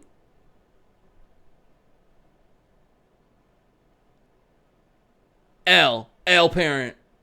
First thing, oh fuck, they're walking. They're gonna start knocking shit over. Dude, no. CPS. Possible jail time, actually. Preemptive arrest. And detainment. You laugh, but the third one is so true. I mean, yeah, I'm not going to fight the urge to push them. And I'll be like, oh, man, we're there now. We're at that one. That's going to be something we look back on. Like, damn, we're going to be looking back on things. So they're going to be even older, and I'm going to be even older. Oh, man, life. Going to be one of them.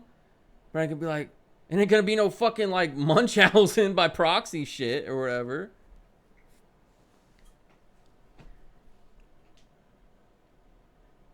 I'll reach out with my fingers to let her get some practice walking. Like, come to me. I would probably, because I don't, like, it's one of the first two, obviously. I might get behind her, especially if it's a team effort, like one of us in front of her, if we're going to do the, hey, walk towards me thing. And one of us behind her in case she falls back down to make sure, like, that she's good. I know it's not, like, a long distance to fall, but just to be like, I would be spotting her. You know what I mean? I have my, like, not touching her back, but, like, right behind her. Like, are you good? Are you good? So, like, number 2 seems kind of good, but also, like, you know, the letting her figure it out for herself thing is cool. And I would definitely be like I just said, let's fucking go. She's doing it. But the verbiage of the two against each other makes it seem like the first one, you're just going to be, like, completely, like, just watching and not, like, close to them trying to make sure that, you know, they're good.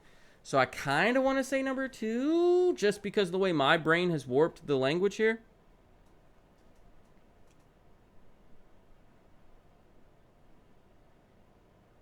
But I don't know, because you don't want to be like, come to me. And if you weren't ready for that yet, oh, it's gonna be bad. It's gonna you failed today. I don't know. I'm gonna be like overthinking shit. Wait, do I do the come to me thing? Because what if she can't? Oh no. Then she's gonna feel bad that she didn't do it. Oh no.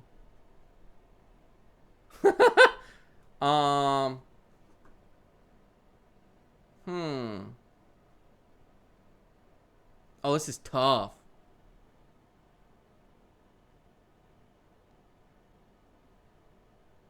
I would probably do this one, right?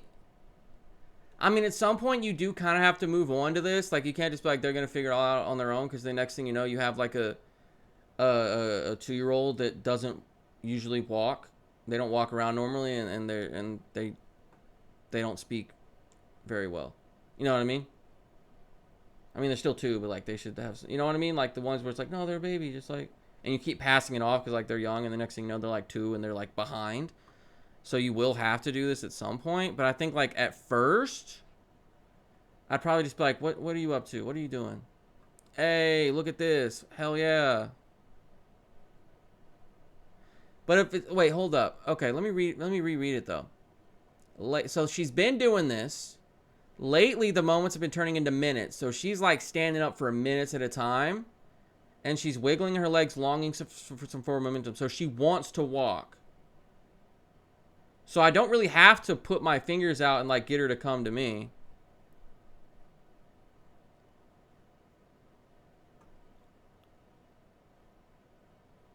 And this probably sounds like you can do it. I might do this one.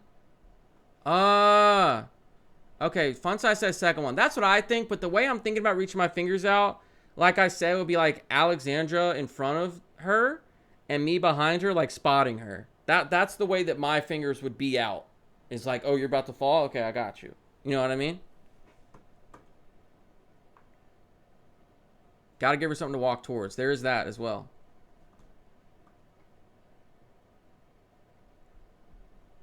They need the message sent from their brain. I want to go there.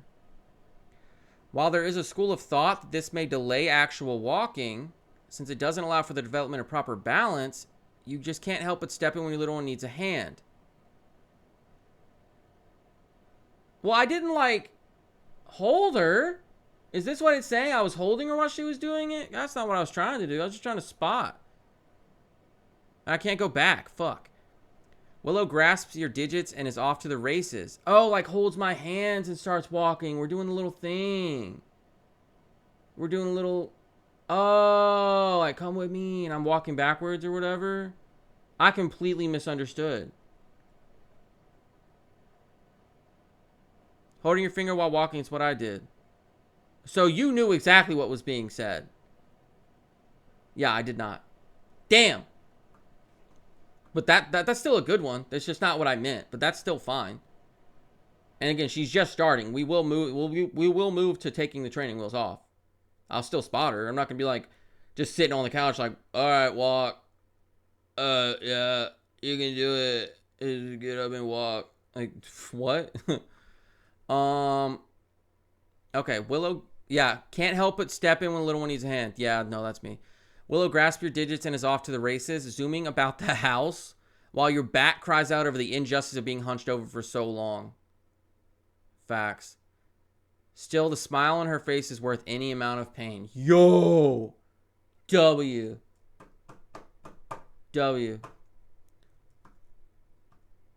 Damn, my daughter's gonna walk all over me, huh? Shucks.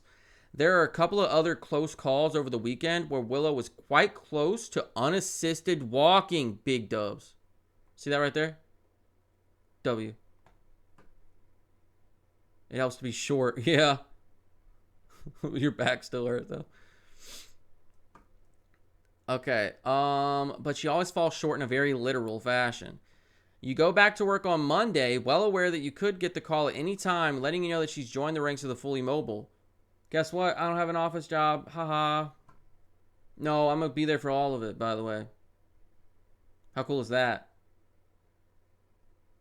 Especially if I stream at night. I mean, they'll still have things that they need over the night, but like daytimes when they're up walking around the fucking carpet and shit. Test.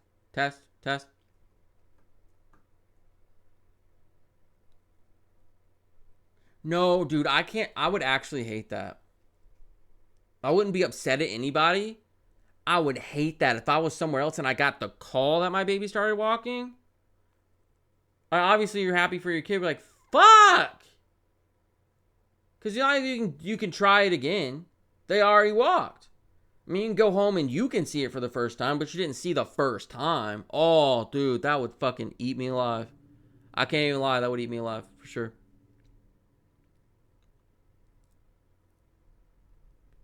No such call arrives, however. Tuesday passes in a similarly stepless fashion.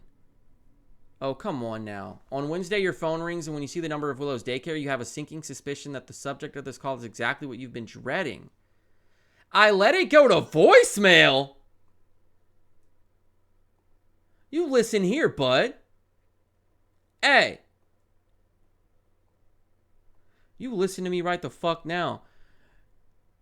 You do not let the daycare call go to voicemail.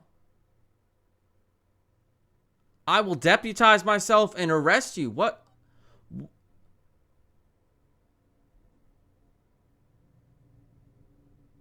What the fuck are you talking about? I let it go to voice?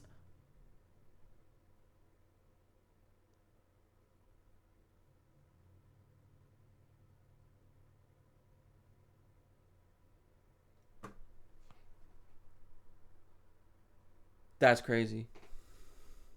That's fucking crazy, dude. That's insane.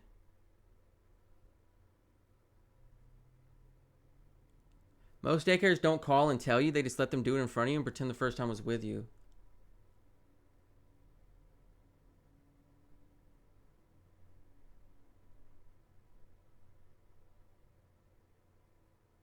What would I do if I was a daycare teacher and the kid hasn't walked yet? And they started trying.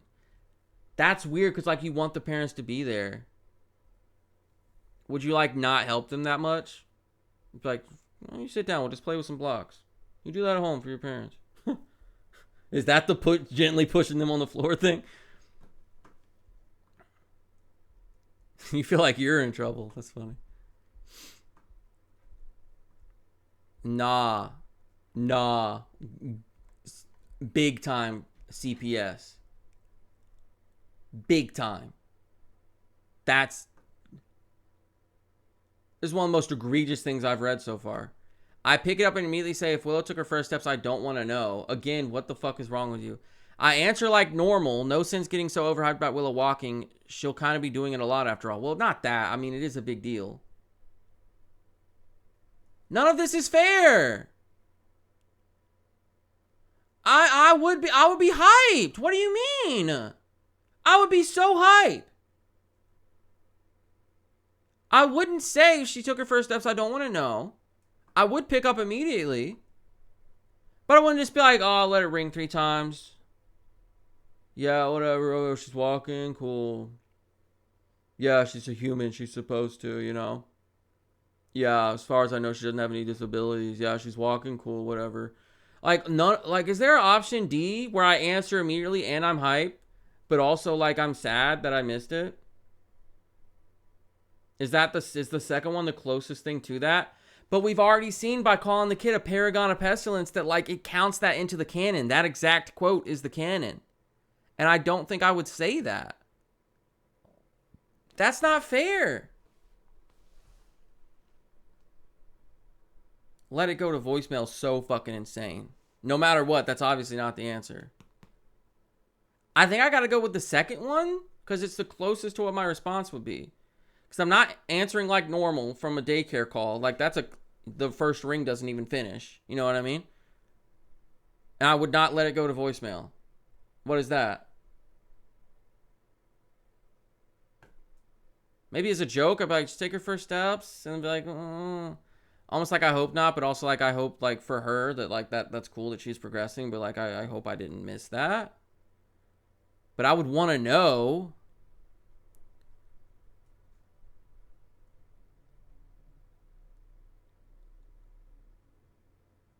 The voice on the other line hesitates a moment. Of course not. No first steps here. Just wanting to see how you're doing. Obviously good. So click. It's a little disconcerting that I actually said click before hanging up. But as long as you don't know for sure that Will has walked it, you have plausible deniability.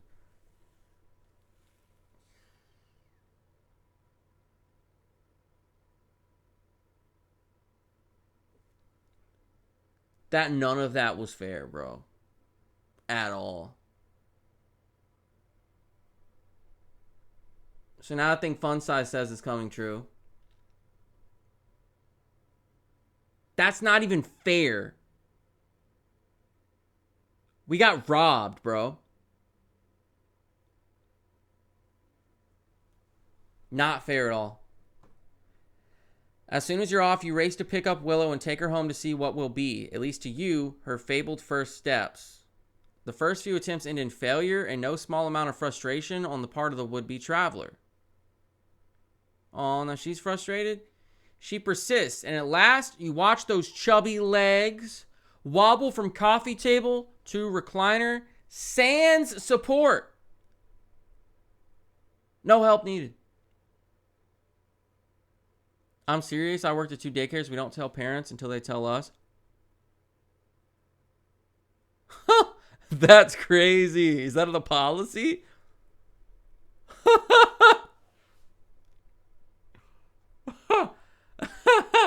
Have they ever walked in one day and like there's like a window and their kids like walking around on the little like puzzle mat thing?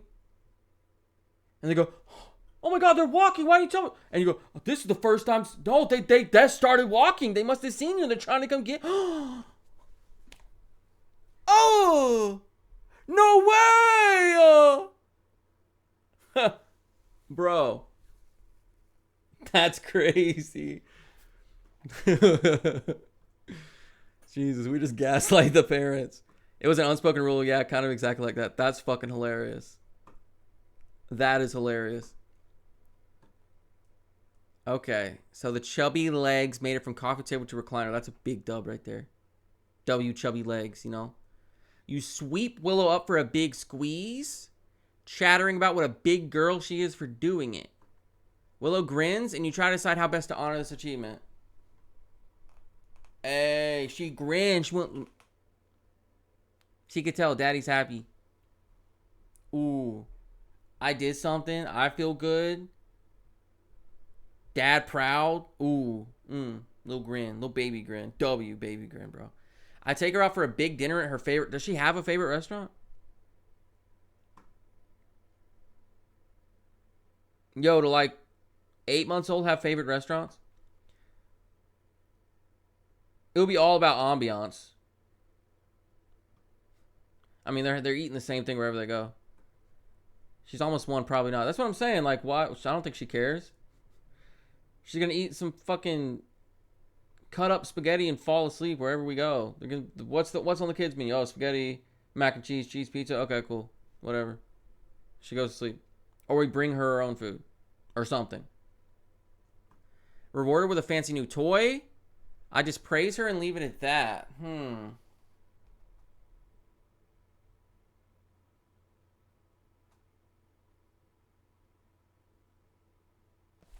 gonna say this one. I think the praise is enough, right?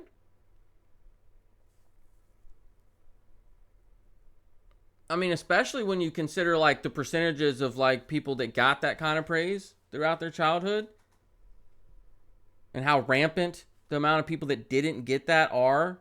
That's enough right there. You know what I mean? I think praise is enough for that. They're happy. They made you happy. Right? She doesn't need a toy because she started walking. I mean, you might get her like one of the walking things now so she can walk around and play with stuff. But like a reward with a fancy new toy. Is she a fucking dog? Like what? And she doesn't have a favorite restaurant. She's like 9 months old. She doesn't have a favorite restaurant. What do you mean? Yeah. No, let the praise be like that is the reward, right? Yeah. And it's not even like I'm rewarding her. It's like she did this and we're both happy about it. Like I wouldn't even be thinking about, oh, what's a good reward for this? I don't know. Like I don't think I'd think about it like that in that moment. Right? Plus, I'm afraid this game would turn a restaurant or new toy into rewarding for everything in the future will be needed. Yeah. It will become like a mandatory, like you would condition the gift giving love language into them.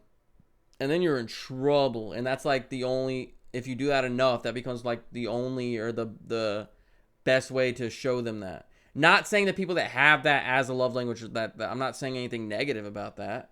Right? There's plenty of gifts you can give that like show that, hey, I was thinking about you and like this, you know what I mean? And it means a lot. But yeah, with a kid, you don't want to be like, oh, you did something good. Let me go buy you a toy when they're like a baby and then just always do that. No, just say, hey, I'm proud of you. That's awesome. Let them hear that. Because some kids, they could get all the gifts, they could get all of that, and they still grow up, and they can't even remember the last time they heard their dad said they're proud of them. And all that other shit, like, didn't mean that much in the long run. So, praise is, hey, don't sleep on praise. You know what I mean? Don't sleep on praise, okay? Now my mom conditioning my kids with an alone trip to the store means a surprise.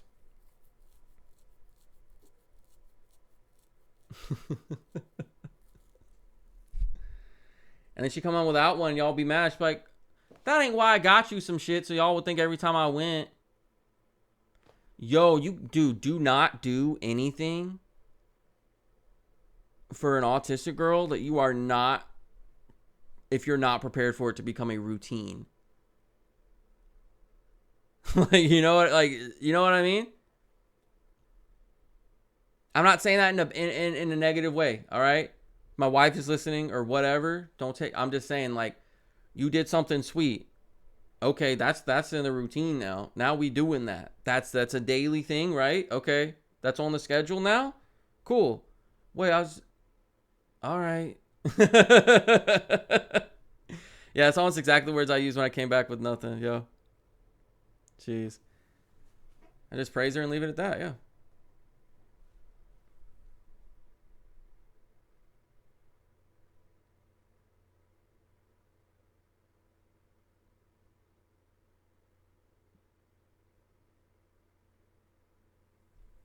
There seems little point. Plus, she's probably tired. We don't need to be going out to a restaurant or walking around or like playing with toys.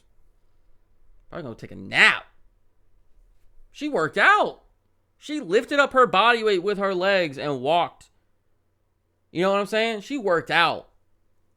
Nah, she basically just did like the baby equivalent of fucking like squats, and then squat walks. You know what I'm trying to say? No, we might be going and taking a nap, actually. See, that wording is bullshit. Which one? The last one, or did you just read this?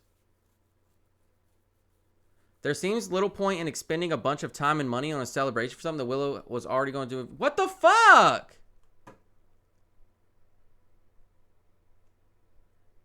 Why does this make me seem like I don't give a fuck?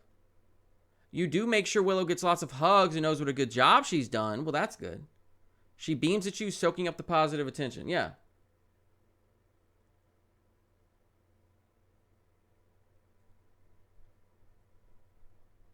I mean, no, I get it. Like, we're not going to throw she walked for the first time, like, birthday bash party type shit. But, like, saying it like that makes like, yeah, okay, cool. Yeah, cool. Okay, cool. Whatever. Despite the fuss you've made, you know that Willow still doesn't really understand. So I did make a fuss, though. Yo, W fuss. Hey. Despite the fuss you made, you know that Willow still doesn't really understand what a game changer this will be. But you do. And you feel a mix of pride and apprehension when you think of where Willow's newly empowered feet will be taking her going forward. Ooh. Ooh, the but you do got me. Damn.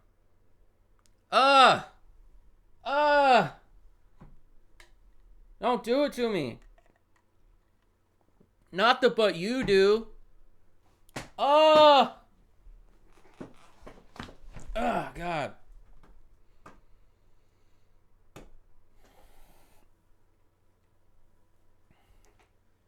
What was what the last thing say? The box I just clicked? I didn't read it. I didn't read the button. What the button say? She's growing up so fast she doesn't even exist yet. Damn.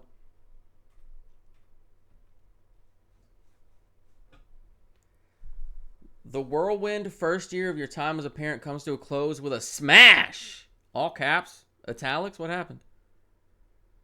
Specifically, two tiny hands smooshing into a helpless piece of cake and smearing it all over the high chair while the assembled onlookers cheer. You snap numerous pictures of the sugary moment from every angle. It's that first you're coming to an end. Thank you. Prepared to edit out the less suitable ones for when you fill up yet another photo album. You hardly even notice the party going on around you. Yo, the most suitable one, or like the less suitable ones, are like the fun ones, though. It ain't a photo shoot.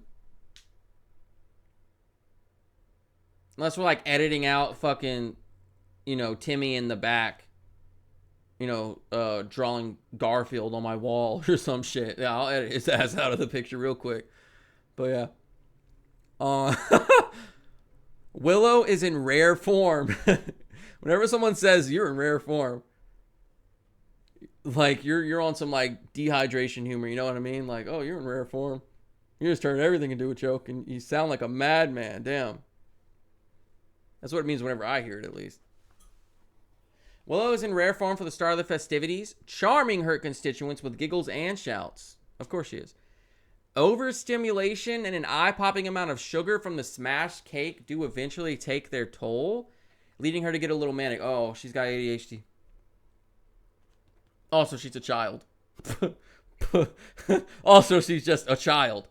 But, no, she's gonna have it. She's like, no, the kid, in terms of it, they're doomed. I'm just saying they're doomed to have it. There's no way they won't. You know what I mean? There's no way. They can't escape that one.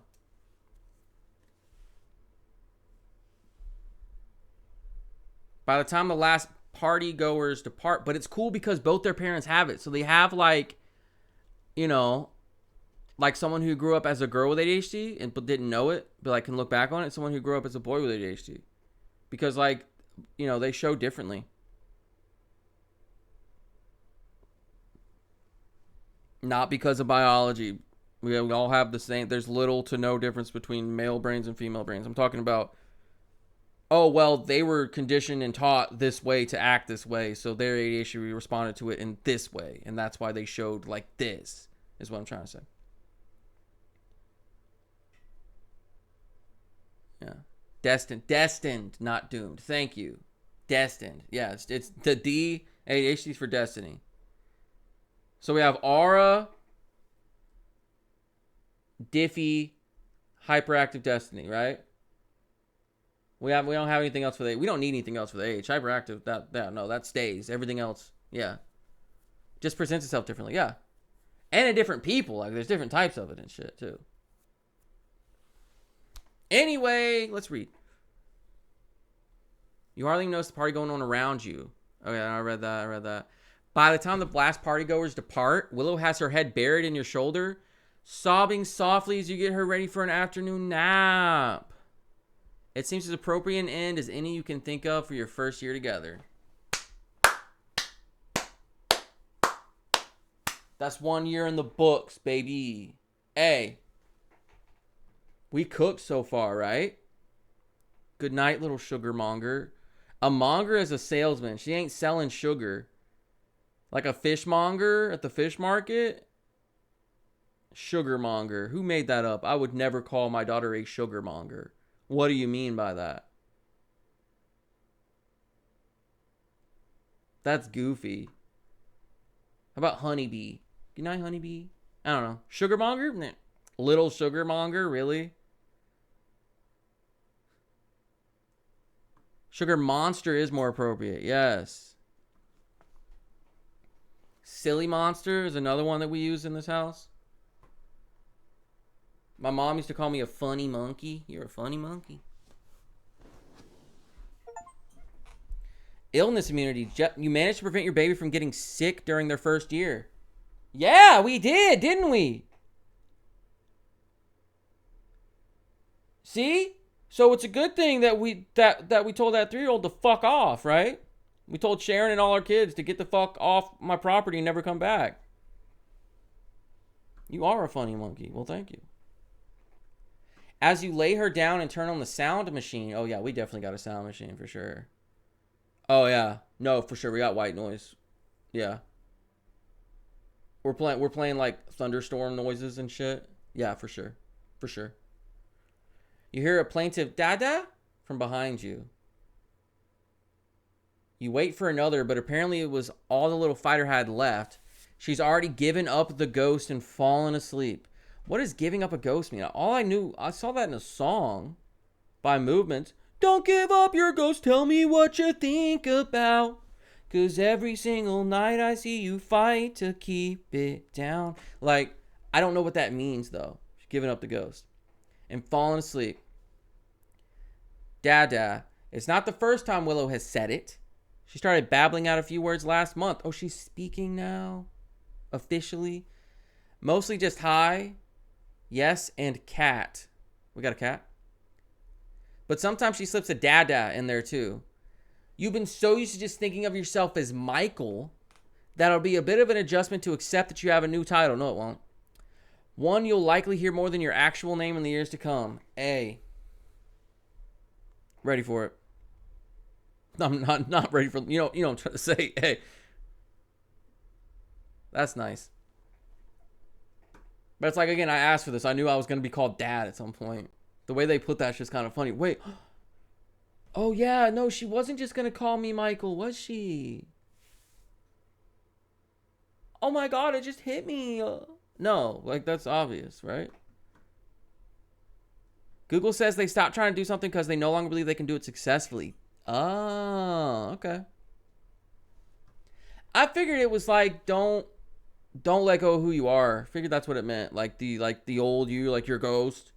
Like, don't let it become a ghost. I figured that's what it meant when I went to listen to it on the song. That's sort of. I was sort of kind of in the right ballpark. Makes sense. They will eventually call you Michael. Mine calls me Emily all the time. I mean, if they're more comfortable with that, I guess. I always thought it was weird when people do that because, like, when did you get to that point? Like, are y'all good? Because some people call them that because, like, they are not good with their parents. Some people call them that because just like, hey, we're both human beings. Your title is that of my father or my mother or whatever, but, like, this is your name, and we're both adults now or whatever. I'll call you that.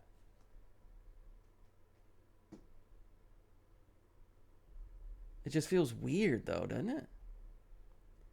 It's like, I just wonder, like, how you got to that point, especially when you were younger. Like, what was that conversation like? Right? When they start learning your legal name for safety reasons in school, there is that.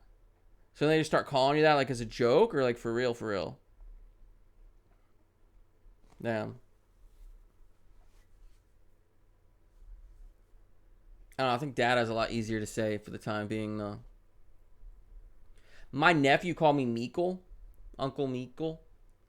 And then up until he was like 9 or 10, even though he knew how to say my name and he knew it was Michael, like, everyone just still thought it was so cute from when he was like, fucking 14 months old and said Meekle, that they would call me that in front of him. Like, they still wanted him to say that. It's like, just let him call me fucking Michael. My name is not Meekle. All right, it was cute when he was a actual infant. He's in 4th fucking grade. Can we stop, please, with the Meekle shit? Legitimately bothered me. His son thinks it's hilarious. I bet he does. I would do that to teachers. Teachers get pissed. A lot of them do.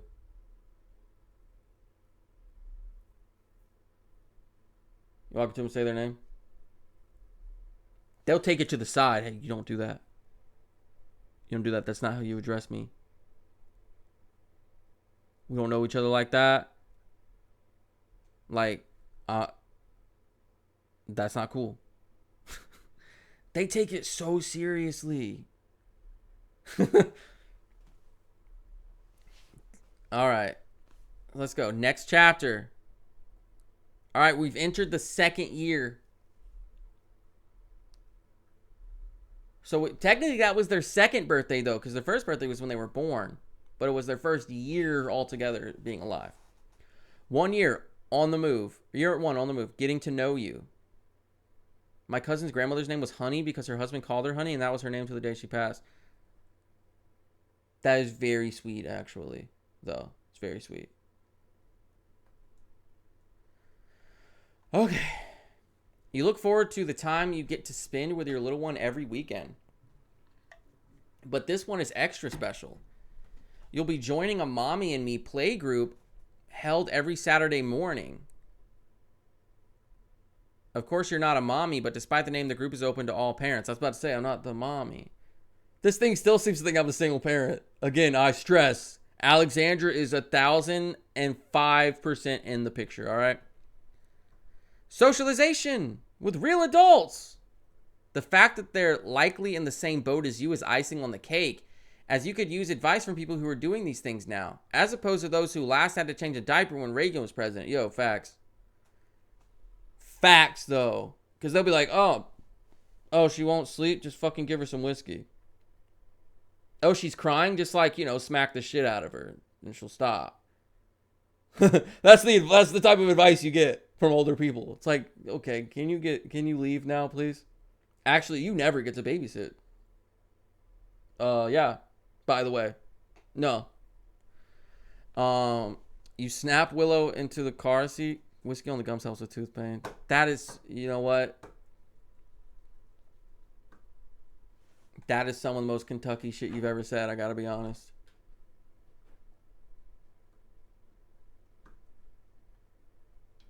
Let's see. You snap Willow into the car seat and drive to the county library. Dude, we're gonna go get some books. Oh no, that's what the mommy and me thing is. With Willow helpfully pointing out Bird. She's just like her mom.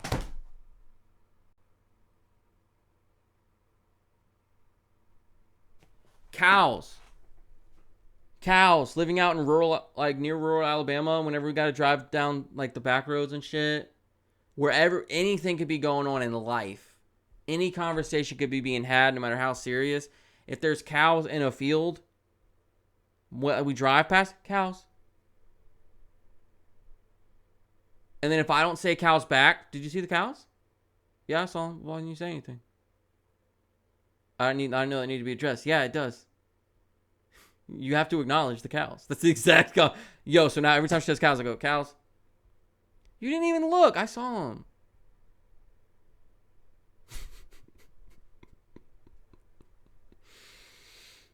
My granny actually said those words. Exactly. That's what I'm saying.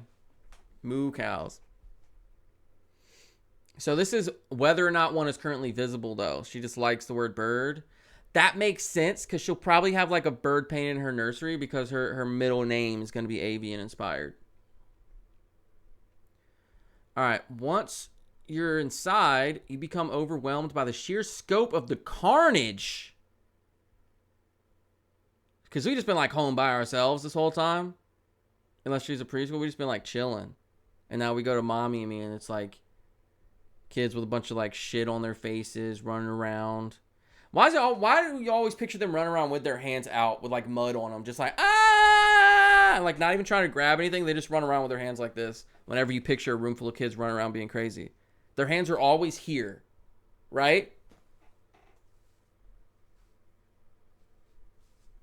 Like they're a pack of fucking zombies or some shit.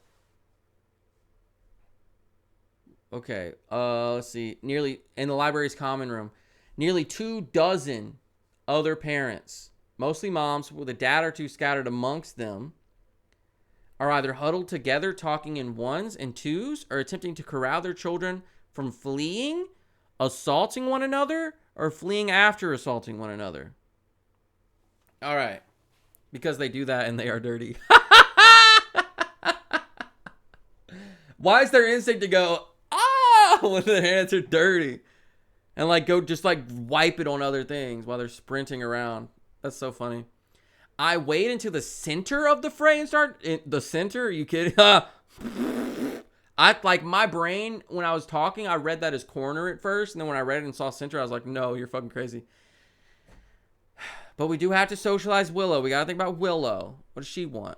She doesn't want an elbow to the fucking eye. I'm telling you right now, I'm not wading into the center of things with a big crowd of fucking people and other kids.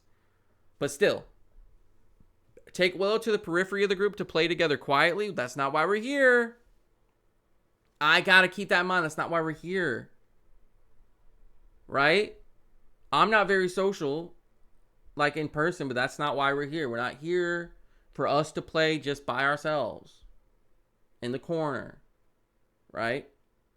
I unleash Willow to play on her own while I hang back and watch. I don't know about that one. She just turned 1. That doesn't even make sense. Right? This is her second year. You unleash her to play on her own while you hang back and watch. What are you talking about? She's still in the stage of life where even after they've been alive for a year, you still like refer to everything in terms of months. You know what I mean? As long as they're still in the blank months stage, no, I'm probably not going to unleash her to play on her own in a crowded fucking room of people while I hang back and watch. What are you talking about? Do the second one and let your kids pick who they talk to. That's a good one. Get a good scope of the situation. Be like, no, that kid's dirty. No, not them. Fuck, that's Sharon. You know what I mean? Like, kids snatching my girls, it won't take long. I turn tail and run away from this madhouse. Dude, I didn't even touch my mouse.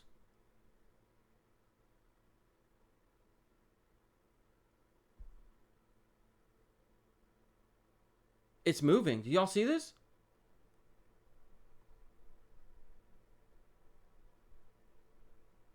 Is she in the room right now? Is this what she wants? I'm not, like...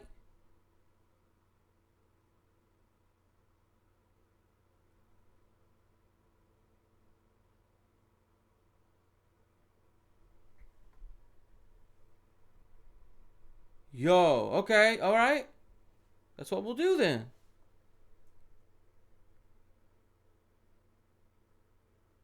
If someone comes up and wants to hang out respectfully, then yeah. You can feel Willow tensing a bit in your arms at all the commotion. So you go to the outer edges of the chaos and sit down to play with a small basket of stuffed animals. Willow claps and moves along to your dancing cow. I would have a dancing cow routine for sure. And before long, you notice another small child has started taking in your performance with rapt attention. The wide-eyed waif then looks behind and above you, and you hear a voice from that direction. You stand up. Before you can say anything, the other parent smiles, grabs your hand, and gives it a shake. Damn, okay, old-fashioned. Hi, you look new to be here.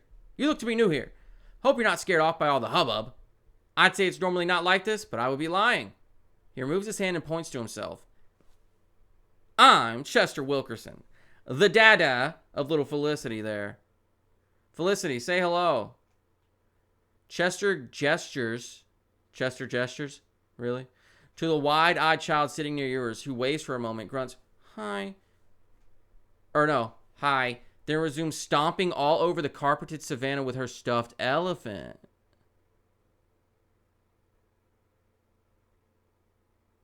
Why is this one grayed out? Is this just a thought?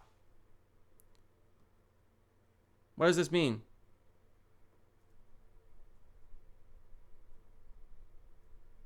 It won't tell me.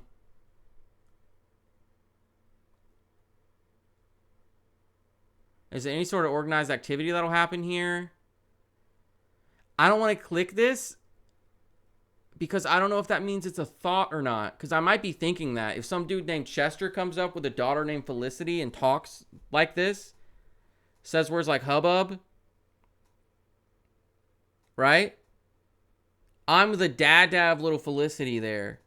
No, dude. You know he's got like a white polo on. You know what I mean? Definitely got a white polo on. Some khakis, right? Or chinos, possibly. No, I don't like Chester, bro. I don't vibe with Chester. Is this a thought? Because I wouldn't say that. I wouldn't say out loud, what's the deal with the snooty folk here near the main table? Or no, are we looking at the main table? Because I'm on the corner, so I would ask him, there's snooty folks over there, what's with them? I wouldn't start a conversation like that either, because those might be his friends. Okay, so then since he knows what's going on, I'd probably say, okay, so what are we going to do today? Or is it just going to be this? The first one. Okay. Chester laughs. Oh, they'll settle all this down and do something soon. This is just the pre-game. It never really gets too organized with so many wee ones in play, though. You have to roll with the chaos when you're on library turf. The other parent gestures toward Willow and Felicity. Hey, it looks like Felicity and your little one really get along great. The two children are playing with stuffed animals approximately 4 feet apart.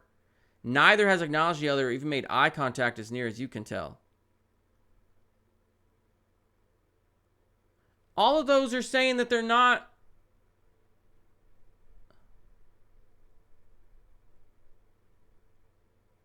All those answers are saying, I don't know, I don't think so.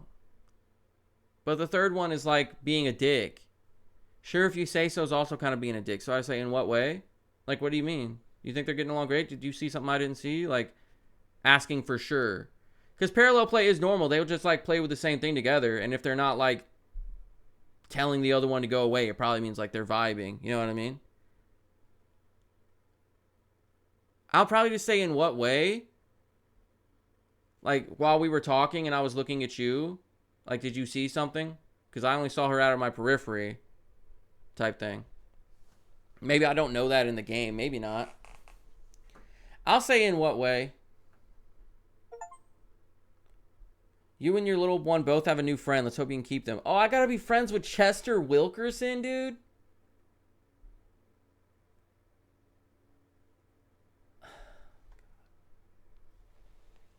He's got a monogrammed CW towel. Like, what?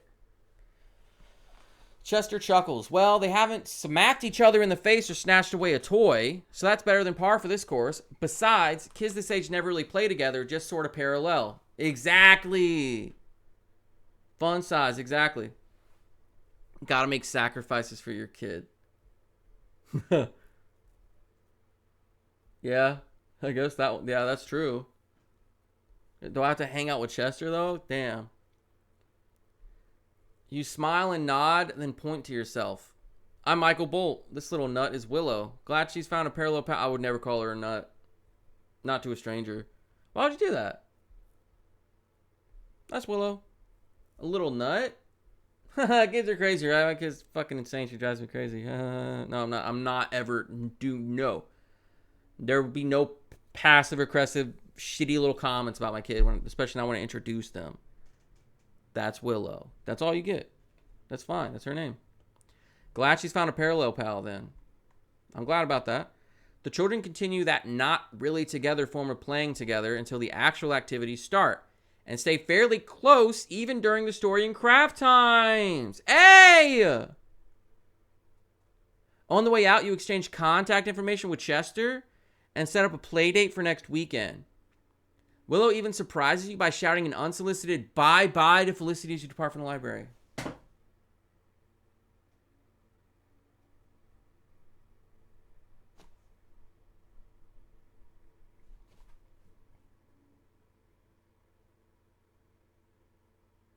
She got a new friend. That's a dub, bro. You have a monogram W towel? Well, that's good. Dubs. Because you got W. I'm just saying. I wouldn't meet you and immediately know that. If you meet someone and you immediately know that their towels are monogrammed with their initials, it's because of something that they are saying or the way that they're acting. You know what I mean? I don't think I would meet you online or in person and go, oh yeah, no, monogram towels for sure. That's diffy. Yo, this is awesome. I mean, I'm still your best friend, but like, Felicity's cool, right? There's something about Chester and his carefree attitude that resonates with you, and you're quite glad you braved the kiddie maelstrom today. Having someone else to talk to about the ups and downs will hopefully provide a few more of the former and help moderate the latter. True, since my last name to start with W more. Yeah. That's just the W towel. You wave that around when your team wins or whatever. Going, gone. It wasn't a surprise that Willow walking led to a lot of complications. That shattered candy dish, the time she snagged her car keys and threw them in the toilet. That's hilarious. That sounds like something I would do as a kid, so I could definitely see my kid doing it. I don't know why they have to go in the toilet. Like, why is that the destination for these things? Why is that got to be the target of where the keys go? But that's funny. And of course, the impressive collection of scabs and bruises that adorn her knees at all times. Ooh, the scabs and bruises. Nah, we can't be having that. I'm kidding.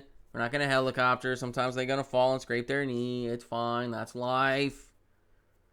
Only now, after a few months of increasingly stable scurrying, is it apparent that the biggest issue is not what she can get, but where she can go. Specifically, Willow is everywhere and you're having an increasingly difficult time corralling her. What's the best method to save your little kamikaze from herself? All right, option 1. Baby gates, baby gates, baby gates. Option 2. The front door is locked and our home is baby-proof, so I'm not too worried. Well, baby gates are included in that, kind of, right? Third option. I am the best method. Helicopter data always swoops and saves the day. See, I don't like the helicopter thing.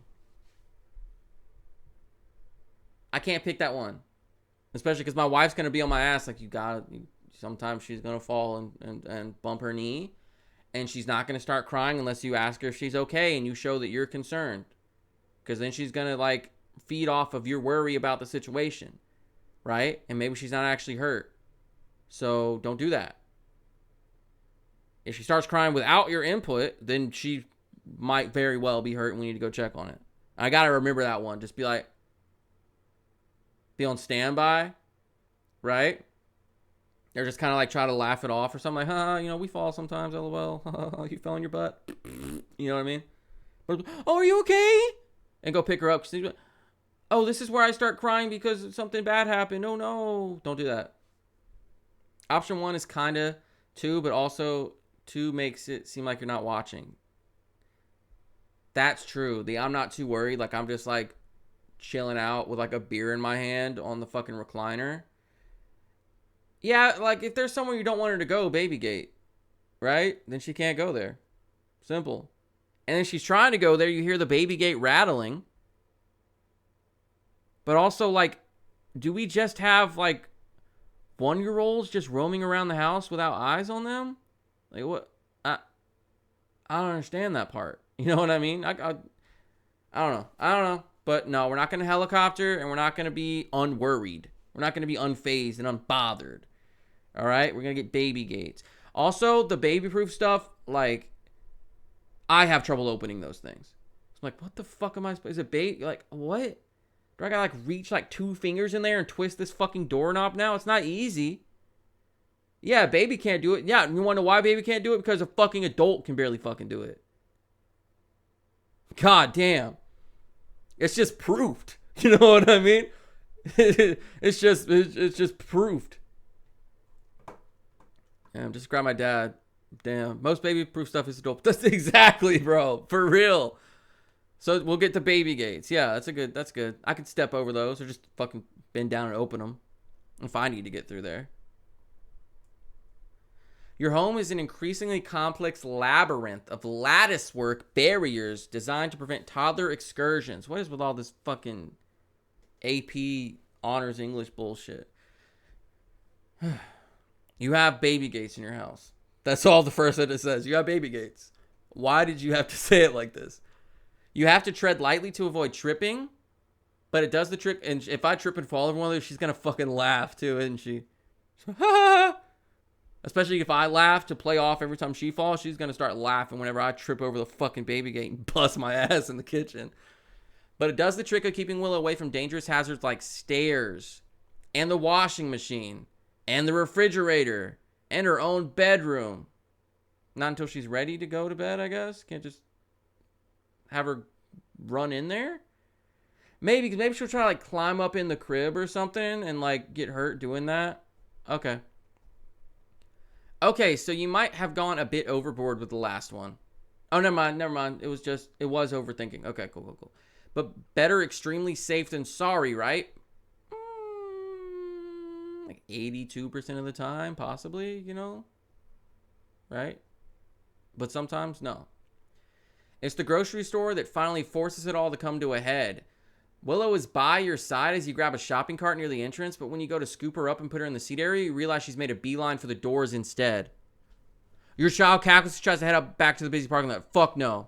Drop everything and sprint after her, yeah. Second one, not even in my mind. What are you talking about? Boom. Got her. What the fuck? Scream for someone to help? I mean, maybe, but probably just call her name and fucking run over there. I'm not thinking, oh, someone help. I'm thinking, huh. You know what I'm saying? I'm thinking, what? That's all I'm thinking. Like, what? You lunge after Willow, your heart pounding in your chest. It's a good thing you tend not to give Willow too much slack in public places, or she might have been too far away to catch in time. Despite her head start, you manage to snag Willow by the arm just as she nears the edge of the curb.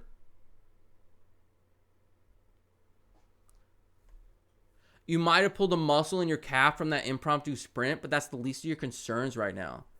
Willow looks up at you, clearly shocked at the chain of events she set off with her mad sprint for the door. No. Whew. Oh my God. Jesus. I'm just here to get some fucking eggs. God damn. But why would, wait, do you just like, you just got your 1-year-old like holding your hand, walking through the parking lot and into the door, and then you're like, let me grab a car. I need both hands for this. She's like just walking next to you. I mean, I know she can walk. Yes, she can walk. She's also like 17 months old. You know what I mean? She probably doesn't need to just be like walking through the parking lot. I don't know. Nope, carry your cart from outside. Yeah. Find a cart outside and sit them in it, right? W strategy. Or just hold them.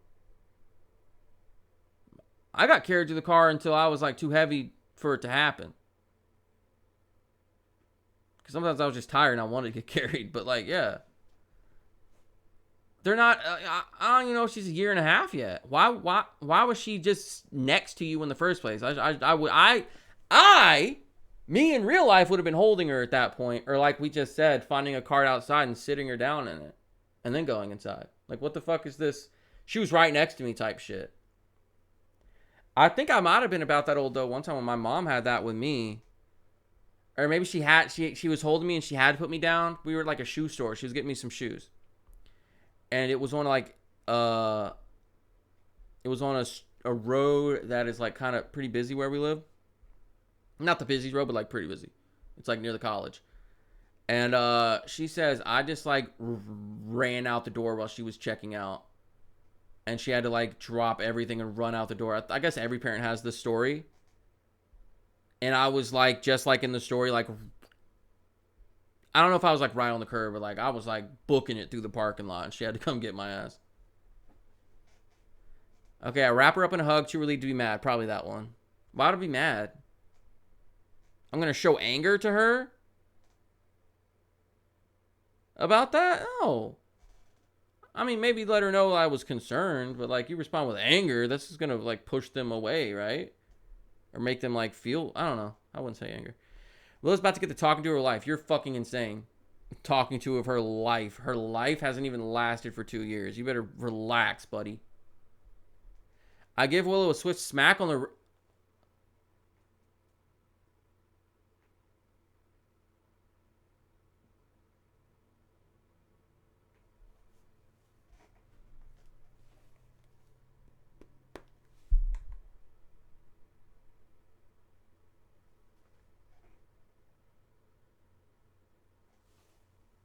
Next question.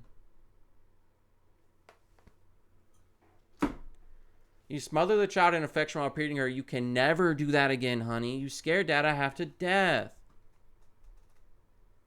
You hear an older voice in the crowd that grumbles at the scene. No wonder the little runt ran off. Clearly doesn't get any proper discipline. You want to see somebody get smacked? In that moment, you seemed very thirsty to see someone get smacked. Is that what you want? I can arrange that, actually, if you don't watch your fucking mouth. About my daughter and me, okay? Pops. Given that you have inadvertently become the most interesting thing in the room for the dozen or so witnesses of this near tragedy, you weigh whether it's worth sticking around to shop or not. I ignore the look you lose and go about my business. I still need animal crackers and diapers after all. Nuts this, we'll just go home and order what we need online. I confront those judging me and tell them what I think of it. Yo, I might be confronting some people over that. Because it's not just you're calling my parenting into question, because I never like that don't tell me how to parent my kids thing, because like sometimes you're parenting, like it's bad parenting and you need to know that, because it's negatively affecting the child. It's the fact that you just called my daughter a name and are upset that she wasn't, that I didn't like hit her. You know what I'm saying? Like you this is about her. This is not about, oh, he called my parenting in question in front of everyone. Okay, cool, fuck you. This is like, that little runt needs her ass beat. You need your ass beat right now in the fucking Target. You know what I mean? So we might have to go before I lay out this dude. I lay out a fucking 72-year-old in self-checkout who can't mind his fucking business. I don't know. Ooh. See, I can't teach her. Oh, that's tough. It's the first one or the third one, right?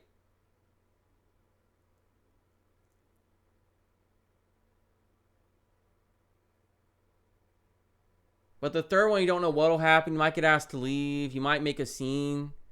Like, you want them to know, like, why would I hit my kid? You might say something, but try to not say it in a too aggressive of a tone.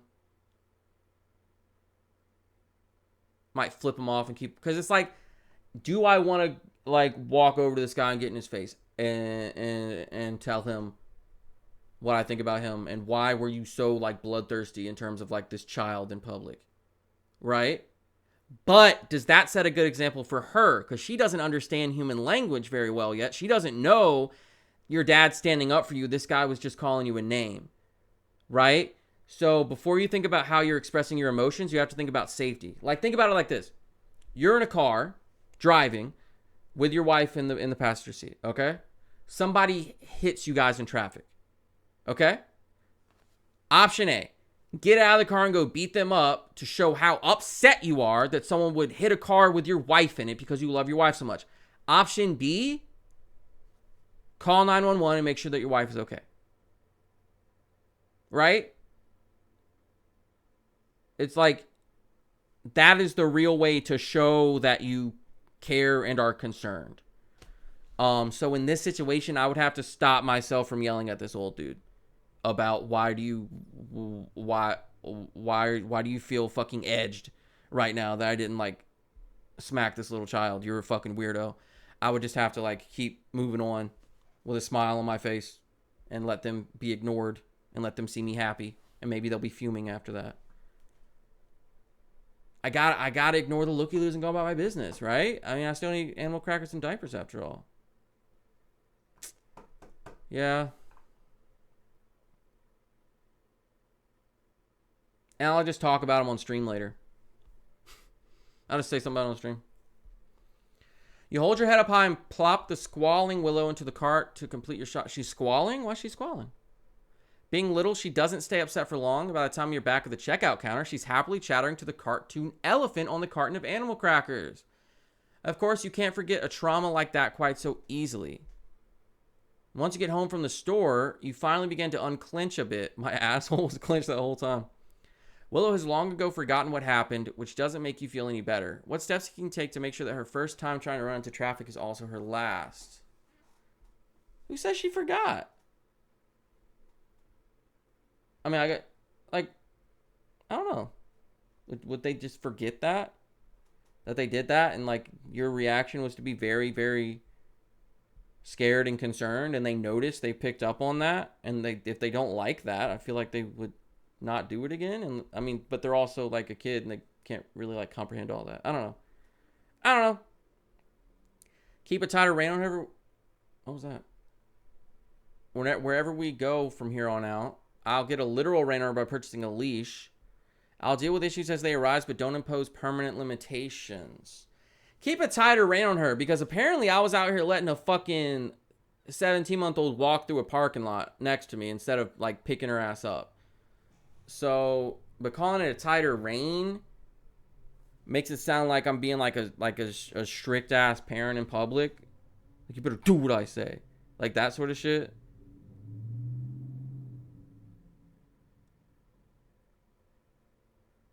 Deal with this shit. Don't impose. No, you have to have permanent stuff, because that's all kids understand. I remember my nephew I watched this happen to my nephew because I would say, like, all that would ever happen when I would, like, call out bad behavior of his or something he was doing that, like, was gonna end up getting him in trouble in the future, they would just go, Michael, he's a baby. Michael, he's 2. Michael, he's 3. He's 4. He's 5. Let it go. You did the same thing when you were a kid. And, like, just, like, basically, like, laugh off my supposed hypocrisy. I'm like, I'm not denying that. And what happened to me? Bad things, right? It's not just I'm annoyed. It's like he shouldn't be doing this. And also, if he is doing something on purpose to annoy me, maybe we do something about that. Because now if he sees me complain and he hears y'all go, oh, it's not a big deal, he's just a kid, then if he's old enough to comprehend that, he goes, oh, I can get away with that. And then they reach the ambiguous age that you set where they don't get away with the things they were getting away with because you were saying they're 2, they're 3, they're 4, they're 5, and now they're 6, and they do a thing they've always gotten away with, and all of a sudden it's time for you to be mad about it.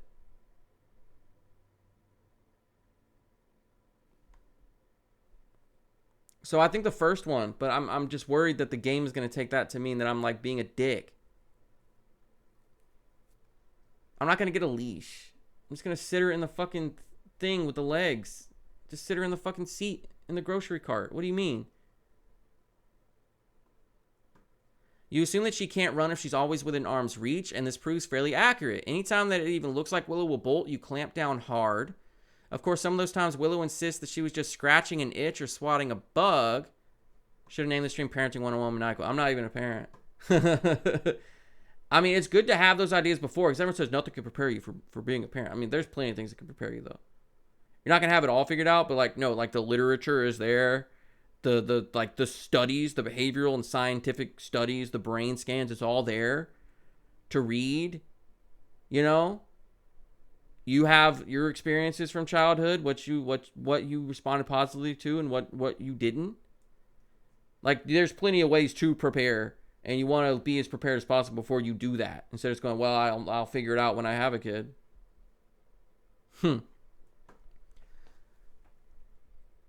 So this is still, she's just walking next to me. And I'll just like squeeze her hand if it looks like she's trying to run off. Buddy, the thing, it's there for a reason. Boop. Pull a little flap down. Plop the baby in. Legs go through the holes. She's not going anywhere. She's not going anywhere. That's what my mom would do.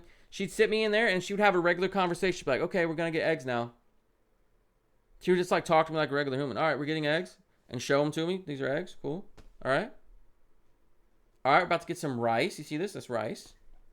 It's like a learning experience. I get to scan all the objects going in the grocery cart as they go in. Right?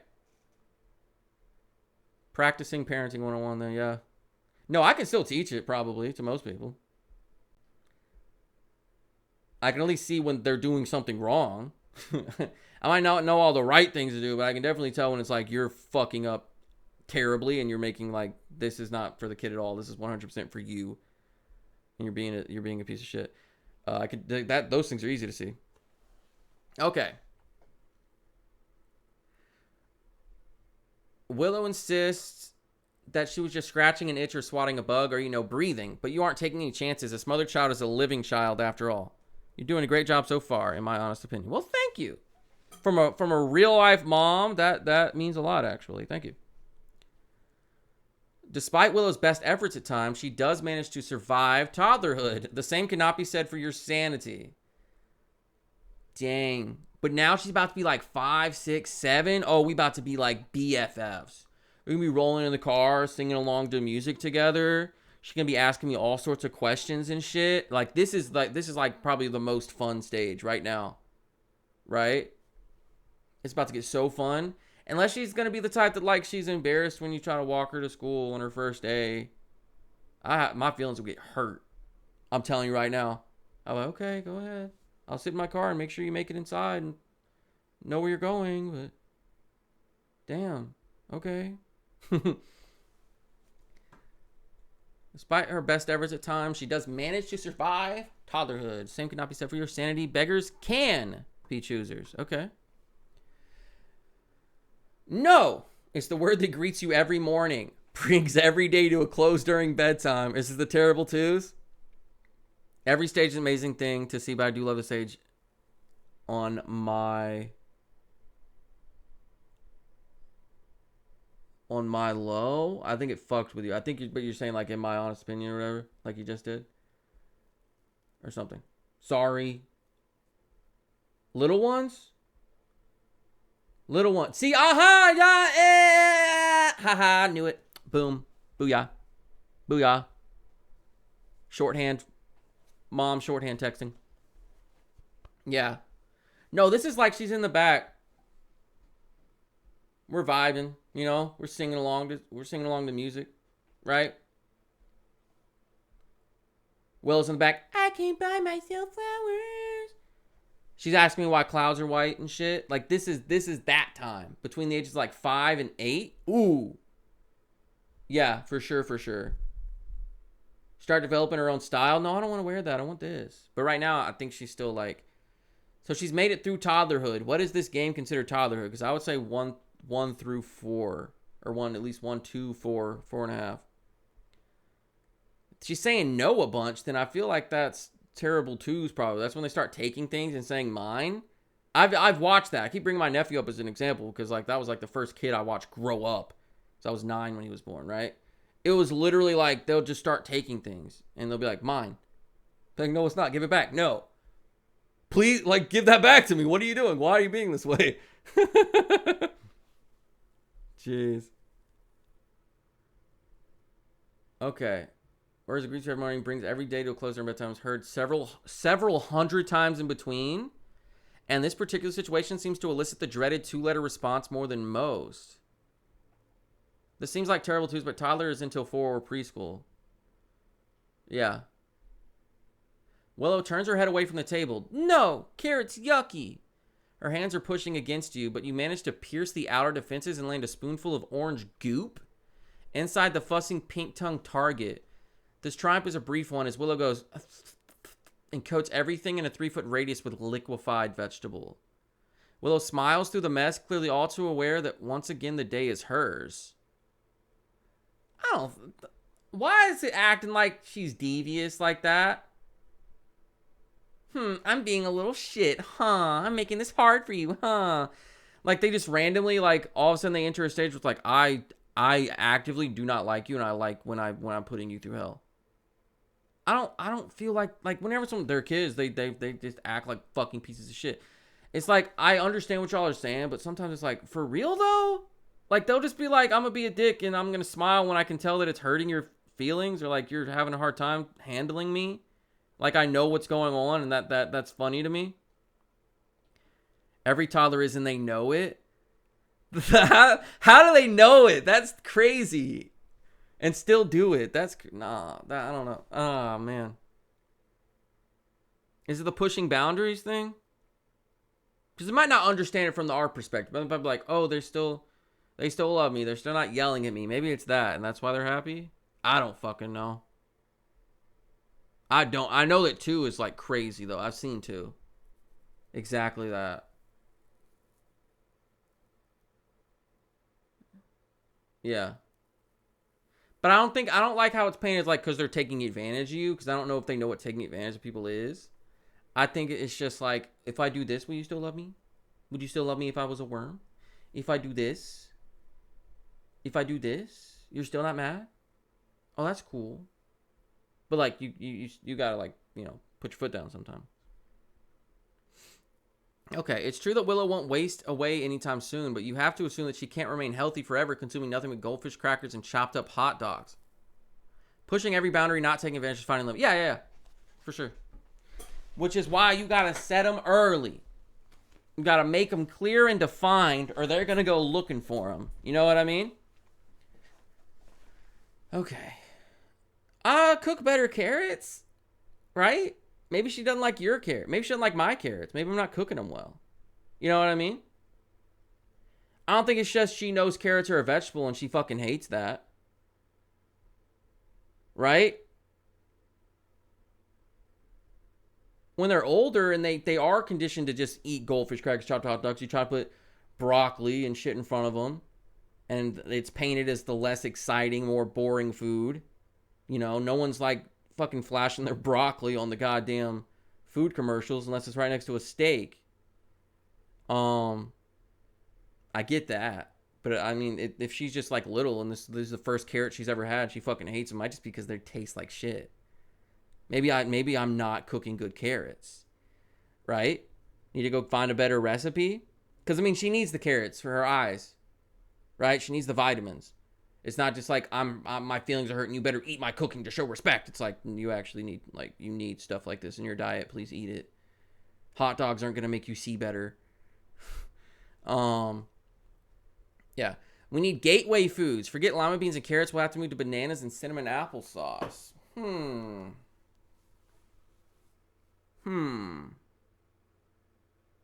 It's potassium. If she spits out 20 bites, I'll be there with the 21st. I don't know. I think that's most of what I consumed as a child. I lead by example and take a bite myself. See? Okay. I think the first one or the fourth one. I don't think forget lima beans and carrots. She's still going to need stuff like that. But like, you know, bananas are good too. That'll help her not get cramps, right? Her chubby little legs don't need to be cramping up. Chop up some bananas. And kids like applesauce. Sometimes you gotta hide their fucking Shotera on the applesauce. You know what I mean? Gotta hide their Adderall in the applesauce and have them eat it. But I was too smart. I was like, Mom, I'm 5. Why in the hell would you be giving me a spoonful of pudding? Because see what I do when I'm pudding. To start my day. There is no way, Mom. I know what's on that, and I don't like it. I don't want it. I don't like the taste of it. I don't want you to give me medicine right now. But I was too smart. I would say I would probably try the lead by example thing before I just move straight to like, okay, fuck carrots, fuck lima beans. I'm like, you know what I mean? I'll probably take a bite myself and then maybe see if it actually tastes good. Which you should taste while you cook. But we're going to do this one. You scoop out some of the... Oh, it's baby food. It's like baby food carrots. It's pureed. Then she's not out of toddlerhood. If she's still eating like pureed food, she's not out of toddlerhood. What are we talking? She's still on the fucking Gerber grow up food pack. Look, Dada thinks the carrots are very yummy. You like to think of yourself as a decent actor, so you take great pride in not only being able to suppress your gag reflex as the nutrient-rich sludge drips down your throat, but force a weak smile for your child's benefit. So it doesn't taste good. No wonder she's spitting it out. See if you can find a carrot supplement that she thinks is good. Right? See if you can find some kind of carrot, some kind of vitamin C or whatever powder you can put in her drinks. Can she drink orange juice? What is it the carrots have that you need? Is vitamin C, vitamin D? You can get it in other places. Should I say the other thing? Willow takes the wrong message from this performance, though, and takes a gob of orange juice from her tray and hands it to you. Dada, eat.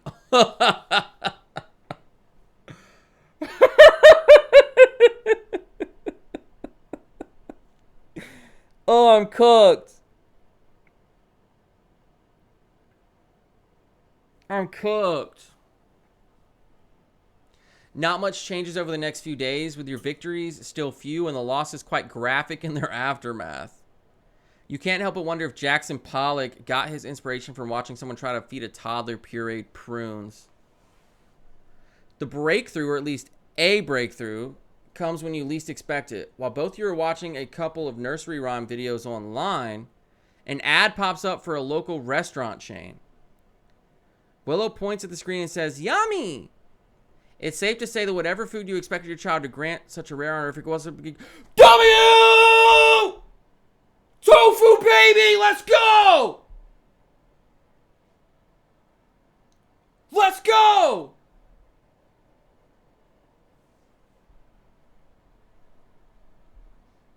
She's gonna be eating the food I eat!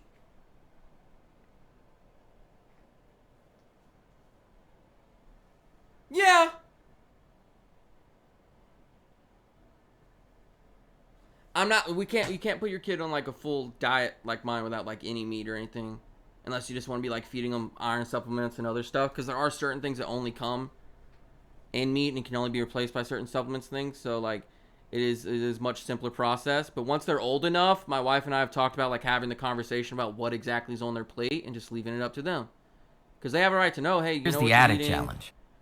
Just so you know, there's a reason Dad's eating something different. It's because this is what you're eating. Dad doesn't like that part of it, and so he's not eating it. Or you can eat however you want. All right? That being said, I'm going to be, like, jumping up and down. When we get home, I'm going to be, like, messing with Alexandra. Like, look, she eating like me. Hey! Hey! Ah! She eating that crispy fried tofu! Ha ha! Hey! Not the no cursing or else. No! Right when you get here, DK? That's insane. That's mean, bro. Have I cussed already? I haven't read it yet. So it doesn't count. I just read it. It's not popping on the screen. It counts now. Hold up. Set a 10-minute timer. Alright, that's the official timer. Hey, girl. Hi, how are you? Oh, not talking to me. I'm well. How about you? Well, what can I say? I am devious. Yeah, you are, actually. Guess I better prep you for the parenting simulator. This is not Roblox, though. This is the I got this on Steam.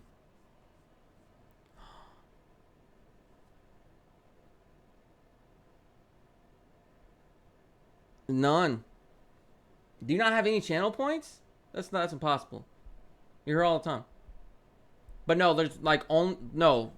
Individually, you guys can only redeem that once, and I think it can only be redeemed in general like 2 times a stream. So I have time to recover. Jesus. 20,000 points. How's DK ranked number 1 and Fun Size number 3 though? It said Fun Size has 0 or DK has 0 points. The Goblin Gold. Why does it say you have 0 if you're number 1?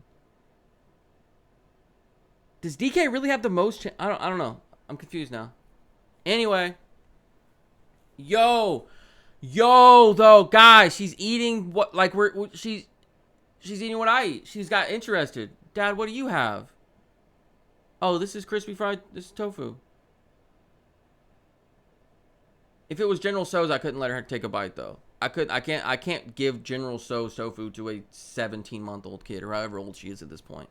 Probably 20 months, let's say. Maybe sesame. Maybe some honey. Yo. This is a W. The ad is for the popular Chinese restaurant over by the open air mall. Walk this way. Chinese isn't a common menu item in your house? Lies. Yes, it is. We love Chinese food. But after a reaction like that, you wonder if it might be time to call in an order. Okay, here's the thing, though. That's not, you like, we can't just be eating, like, fried rice and, like, and egg rolls all the time just to get the kid to eat. All right? They need more than just, like, sodium. But there's some vegetables, sushi, etc. Not completely unhealthy. Hey, if Willa's excited about a food that isn't candy, I can choke down some soggy noodles. Why? Why are we hating on this stuff? This is not me. They took my name and put it on some guy that, like, lets his 1.5-year-old walk through parking lots and doesn't like Chinese food. I don't know who that is, because it ain't me. Hey, it's not me. You also have 55K. It must be talking about the amount of times that you've redeemed that and how many points you have left to spend on it. Because it does cost 20,000, I think. I could be talking straight out of my butt, though. Not sure. I got 6.5 minutes. Only thing better than getting Willa to try something new is having some crab rangoon and wonton soup. Let's order. Yes! Except, like, I would like the cream cheese wontons, please. And let me double check that there's no crab in them. Or crab substitute. Or whatever. Imitation crab. I'm all for trying new things, but all the salt and MSG isn't good for a child's digestive system. She'll be fine without it. Okay. I think I'm going to go with the second one. I might like... You know what I mean? I think I'm going to go with the second one. And just try to find something that, like, she would like. You know? Can I get some vegetable fried rice, but don't fry it? I don't know. Come on. Just see you're excited about trying something new and then be like, no, you'll be fine without that. You're not going to eat any Chinese food. That means I can't because, like, what do you mean? We live together. I feed you. You think I'm just gonna get to eat that in front of you and you don't get to have any of it? No, eat your pureed carrots. I'll be over here enjoying my General Tso's and my lo mein, and you can eat that. You can eat your Gerber food. Come on now, that's just not fair. I'm gonna do the second one because I'm probably gonna be ordering some for me anyway. I'm gonna let her try, but I can let her try some tofu. Come on. Come on. Number 2. You can't, won't, don't want. No, because it's still another fish. It just, it's cheaper than actual crab, but it's still another type of like sea animal or whatever. I don't know, crabs aren't fish, but it's still like something, it's another type of animal. I've had like substitute though. It's pretty good. Like little, like they make like crab cake balls you just like heat up in the microwave or the oven. They're all right, dude. There's a non animal version of it. Every type of thing that can be made out of an animal, even jerky. There's beyond jerky and it is good. They even have like a teriyaki and a spicy. It is good. There's been things we got where my wife liked the vegetarian version better than the version with meat. Because it's just elite like that. Just woke up, need help, please. Okay, I'll be right back, guys. Why I got my headphones on if there's no noise? Because it just makes me look like more of a streamer, right? Yeah, that's why. I think the second one, I'm just worried that what the game is going to say... Here's the problem. I think the game likes to stretch things. So whenever I say like it's gonna stink, or they think I'm the type of parent that's gonna like feel like it stinks if you're not there for the first footsteps, they had me answer the phone and tell them don't tell me if she just walked, right? They have me saying, oh, that's not a big deal, when I'm really like, no, I'm just trying not to like be helicoptering, right? So this is like, the third one seems like you're being a little bit like harsh and like not letting her have something that she's like excited to eat. But you're making a point about like all the sodium intake at such a young age.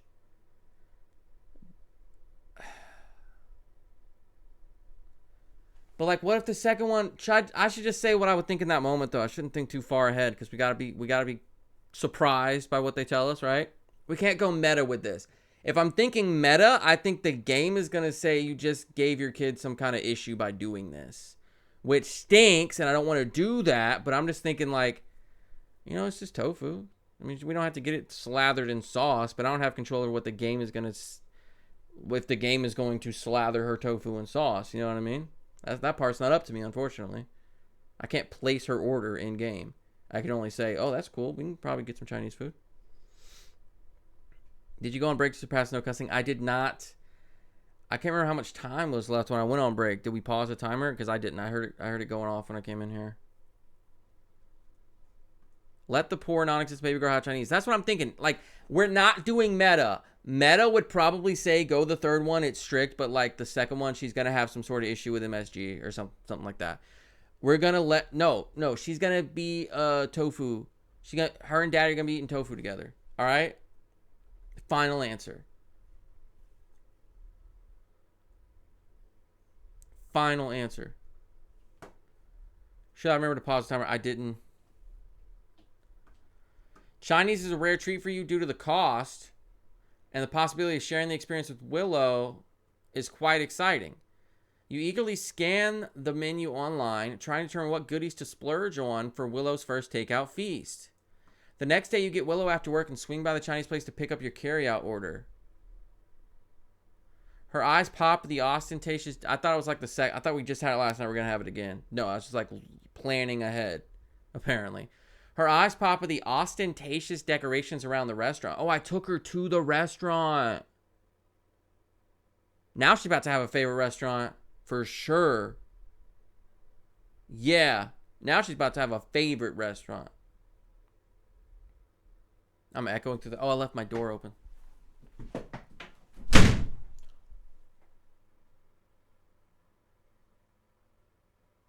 I'm so sorry.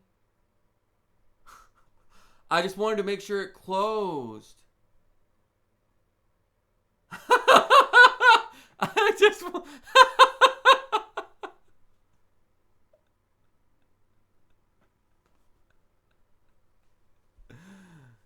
Oh my God. I'm sorry. Good thing Willow isn't here yet because he would be in big trouble right now. Look, yeah, I would. I don't know what I'm going to do, man. Am I just going to have to go full-time cozy game streamer when I have a kid? Because I'm probably going to have, like, when I'm streaming, especially if wife has, like, you know, the office job. I mean, kids going to, most of the time when they're, like, little bitty, he's going to, like, be in my office. It's, like, right there off camera where I can see him. See what they need. So, I don't know. Or I have like a third monitor. It's like the baby monitor. I have like one monitor here, one monitor here. Just like going hammerhead mode for the full stream. No noise for kids are a good thing. Teach them to sleep through anything. Well, there you go. Actually. See? Like I said, thunderstorm, ASMR while you're sleeping. All right. So her eyes pop at the ostentatious decorations around the restaurant. And you have to restrain her from trying to pick up a fragile-looking dragon sculpture on the floor. Yeah, no slamming doors. You went a bit overboard on the selections for tonight, and the woman at the front desk comes to you with her arms full of paper cartons. Nah, don't do me like this. Don't do me like that. I would like one order of General Tso's tofu. One order of tofu on the side, no seasoning. Maybe some of the sugar donuts. Maybe. Right?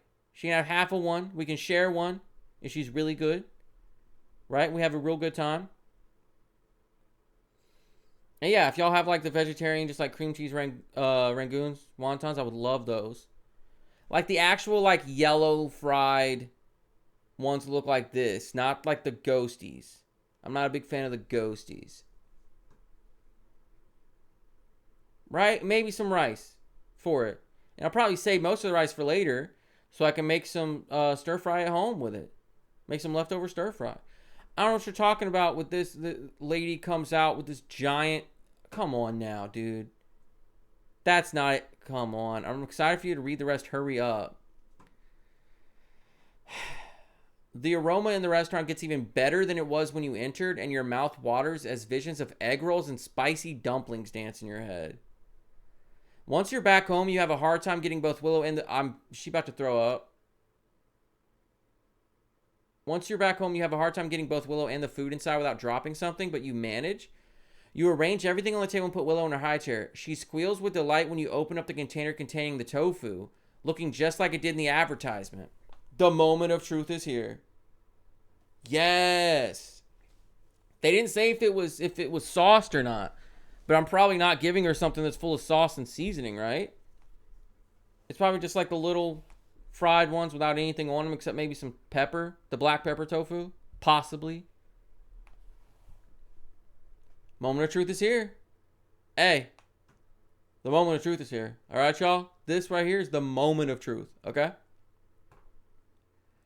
It might be absurd, but you're actually a trifle anxious as to what will happen next. She lifts up a chunk of tofu, ponders it, and looks poised to toss it onto the floor for a single heart-stopping moment. But she doesn't. Instead, your child, pickiest of all the picky eaters, gleefully chomps down the first bite of tofu. Dubs. Big dubs. And the second. And the third. And before long is a little upset that it has run out.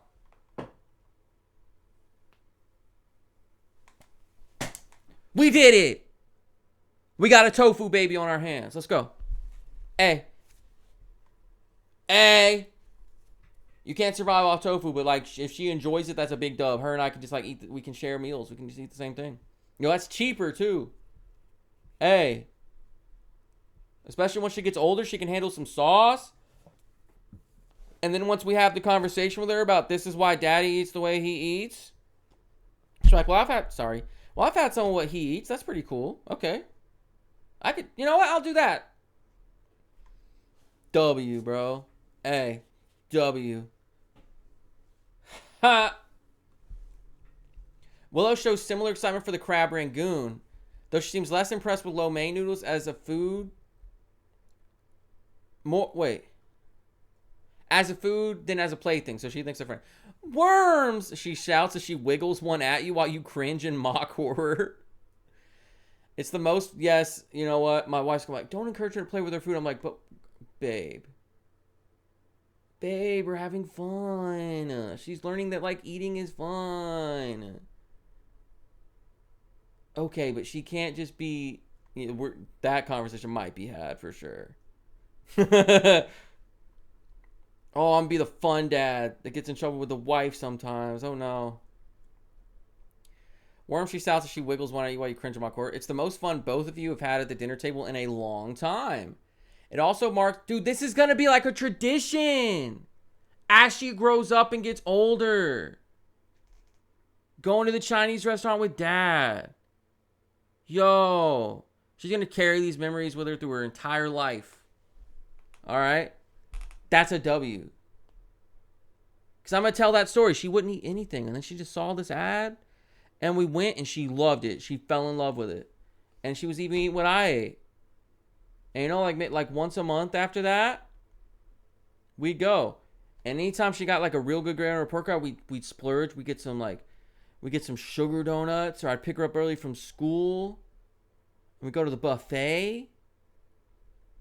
And then as you get older, that's where she'll meet you up. You know? Father's Day. Right? Maybe she moved out of town. Every time she comes back, that's where y'all... Oh, dude. Heartwarming. We just put the W in heartwarming, by the way. Let's even get the kid to enjoy hibachi. Easy. Easy. Little kid, watch the dude flip like a shrimp into his pocket or something. Whatever. Coolest thing they're ever going to see. All right. Let's see. Where were we? It also marks a subtle shift in how Willow approaches meal times. She still gives you a big raspberry whenever you try to feed her, say, pureed raspberries. But new foods are not immediately held in disdain. Just the ones that she knows taste bad. And after plenty of experimentation... her repertoire of accepted dishes is almost downright varied in scope.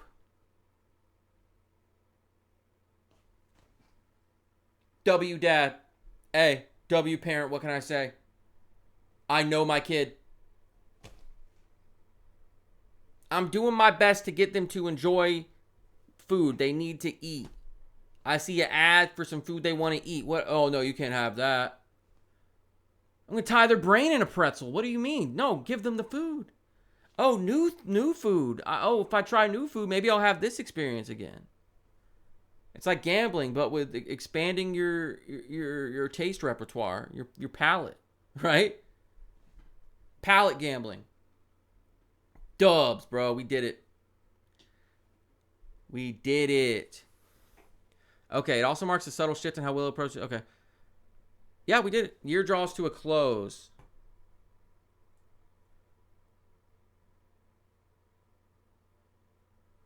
All right, so we're about to get to her to her second birthday. I dare to make the kid become a professional Michelin star chef. I can't make that happen. Maybe in Roblox. I don't think I can make that happen here. We'll see. I don't. It seems like a long game. Like she's just about to turn 2. We've been playing this game for like 3.5 hours. Isn't that crazy? Let's see. DK with the spoilers, bro. Dang. Not the spoilers, DK. Look, if they want to go there, that's where they'll go. All right. Chester's infectious laughter echoes from the phone speaker. The party was a blast. I know Felicity had fun, seeing as how she promptly came home and crashed that afternoon. I made the game take this long, excuse me?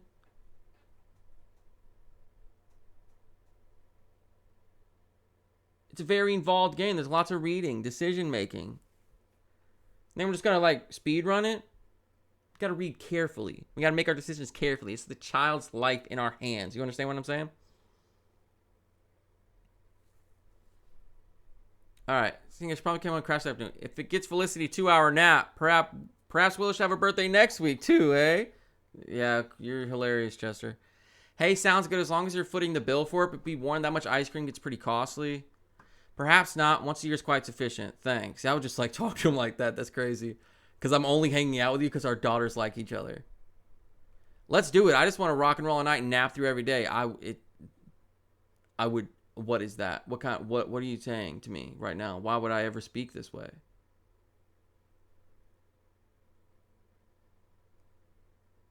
I might make a joke. Yeah, if you want to pay for it. I would say that. Yeah, if you want to pay for it. That's basically what I'm saying right there. You can almost see Chester nodding on the other end of the line. True enough. Perhaps we'll scratch the party redo after all. I'll talk to you later, Michael. Have a good night. Hope your little monster sleeps through it. Monster? This is the most beautiful creature I've ever laid eyes on. Don't call her a monster. What do you mean?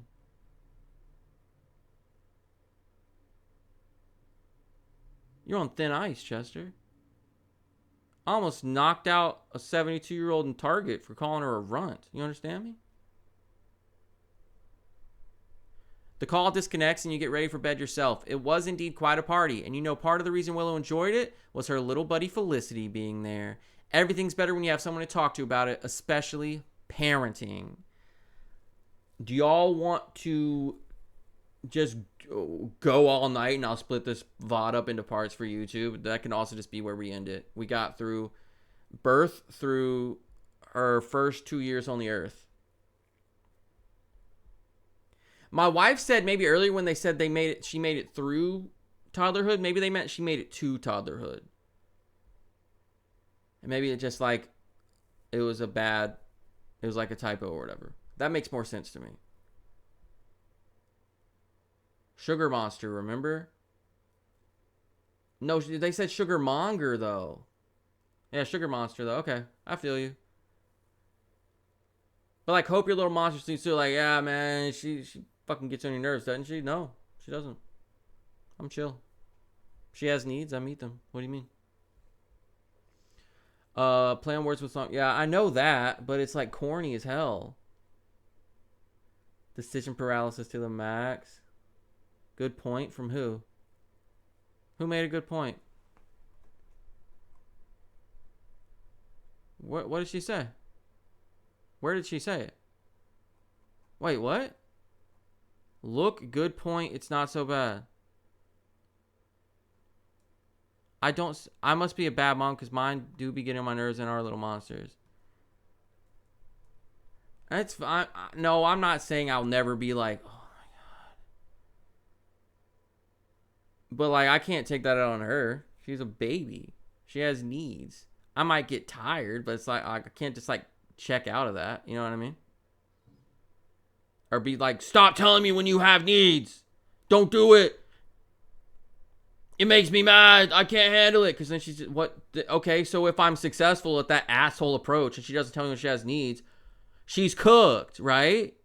What? You know what I mean? She said the thing about the type of... Yeah. Good point.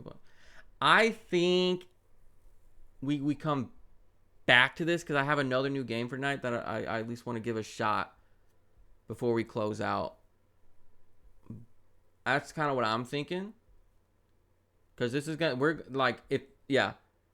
Because if we keep going, we might be here past one. You know what I mean? So if we want to keep the stream going, I'm thinking maybe we pull up that other game. Yeah. Okay. Let me do that real quick. I'll be right back. So even this is just like a part one is already going to be so long for YouTube. But I've uploaded 6-hour videos on YouTube, so it is what it is. If you want to watch a long video, there it is. If you don't, fuck off. My channel has long videos, I guess. Can't appeal to everybody. Anyway, I'll be right back. Don't look at me.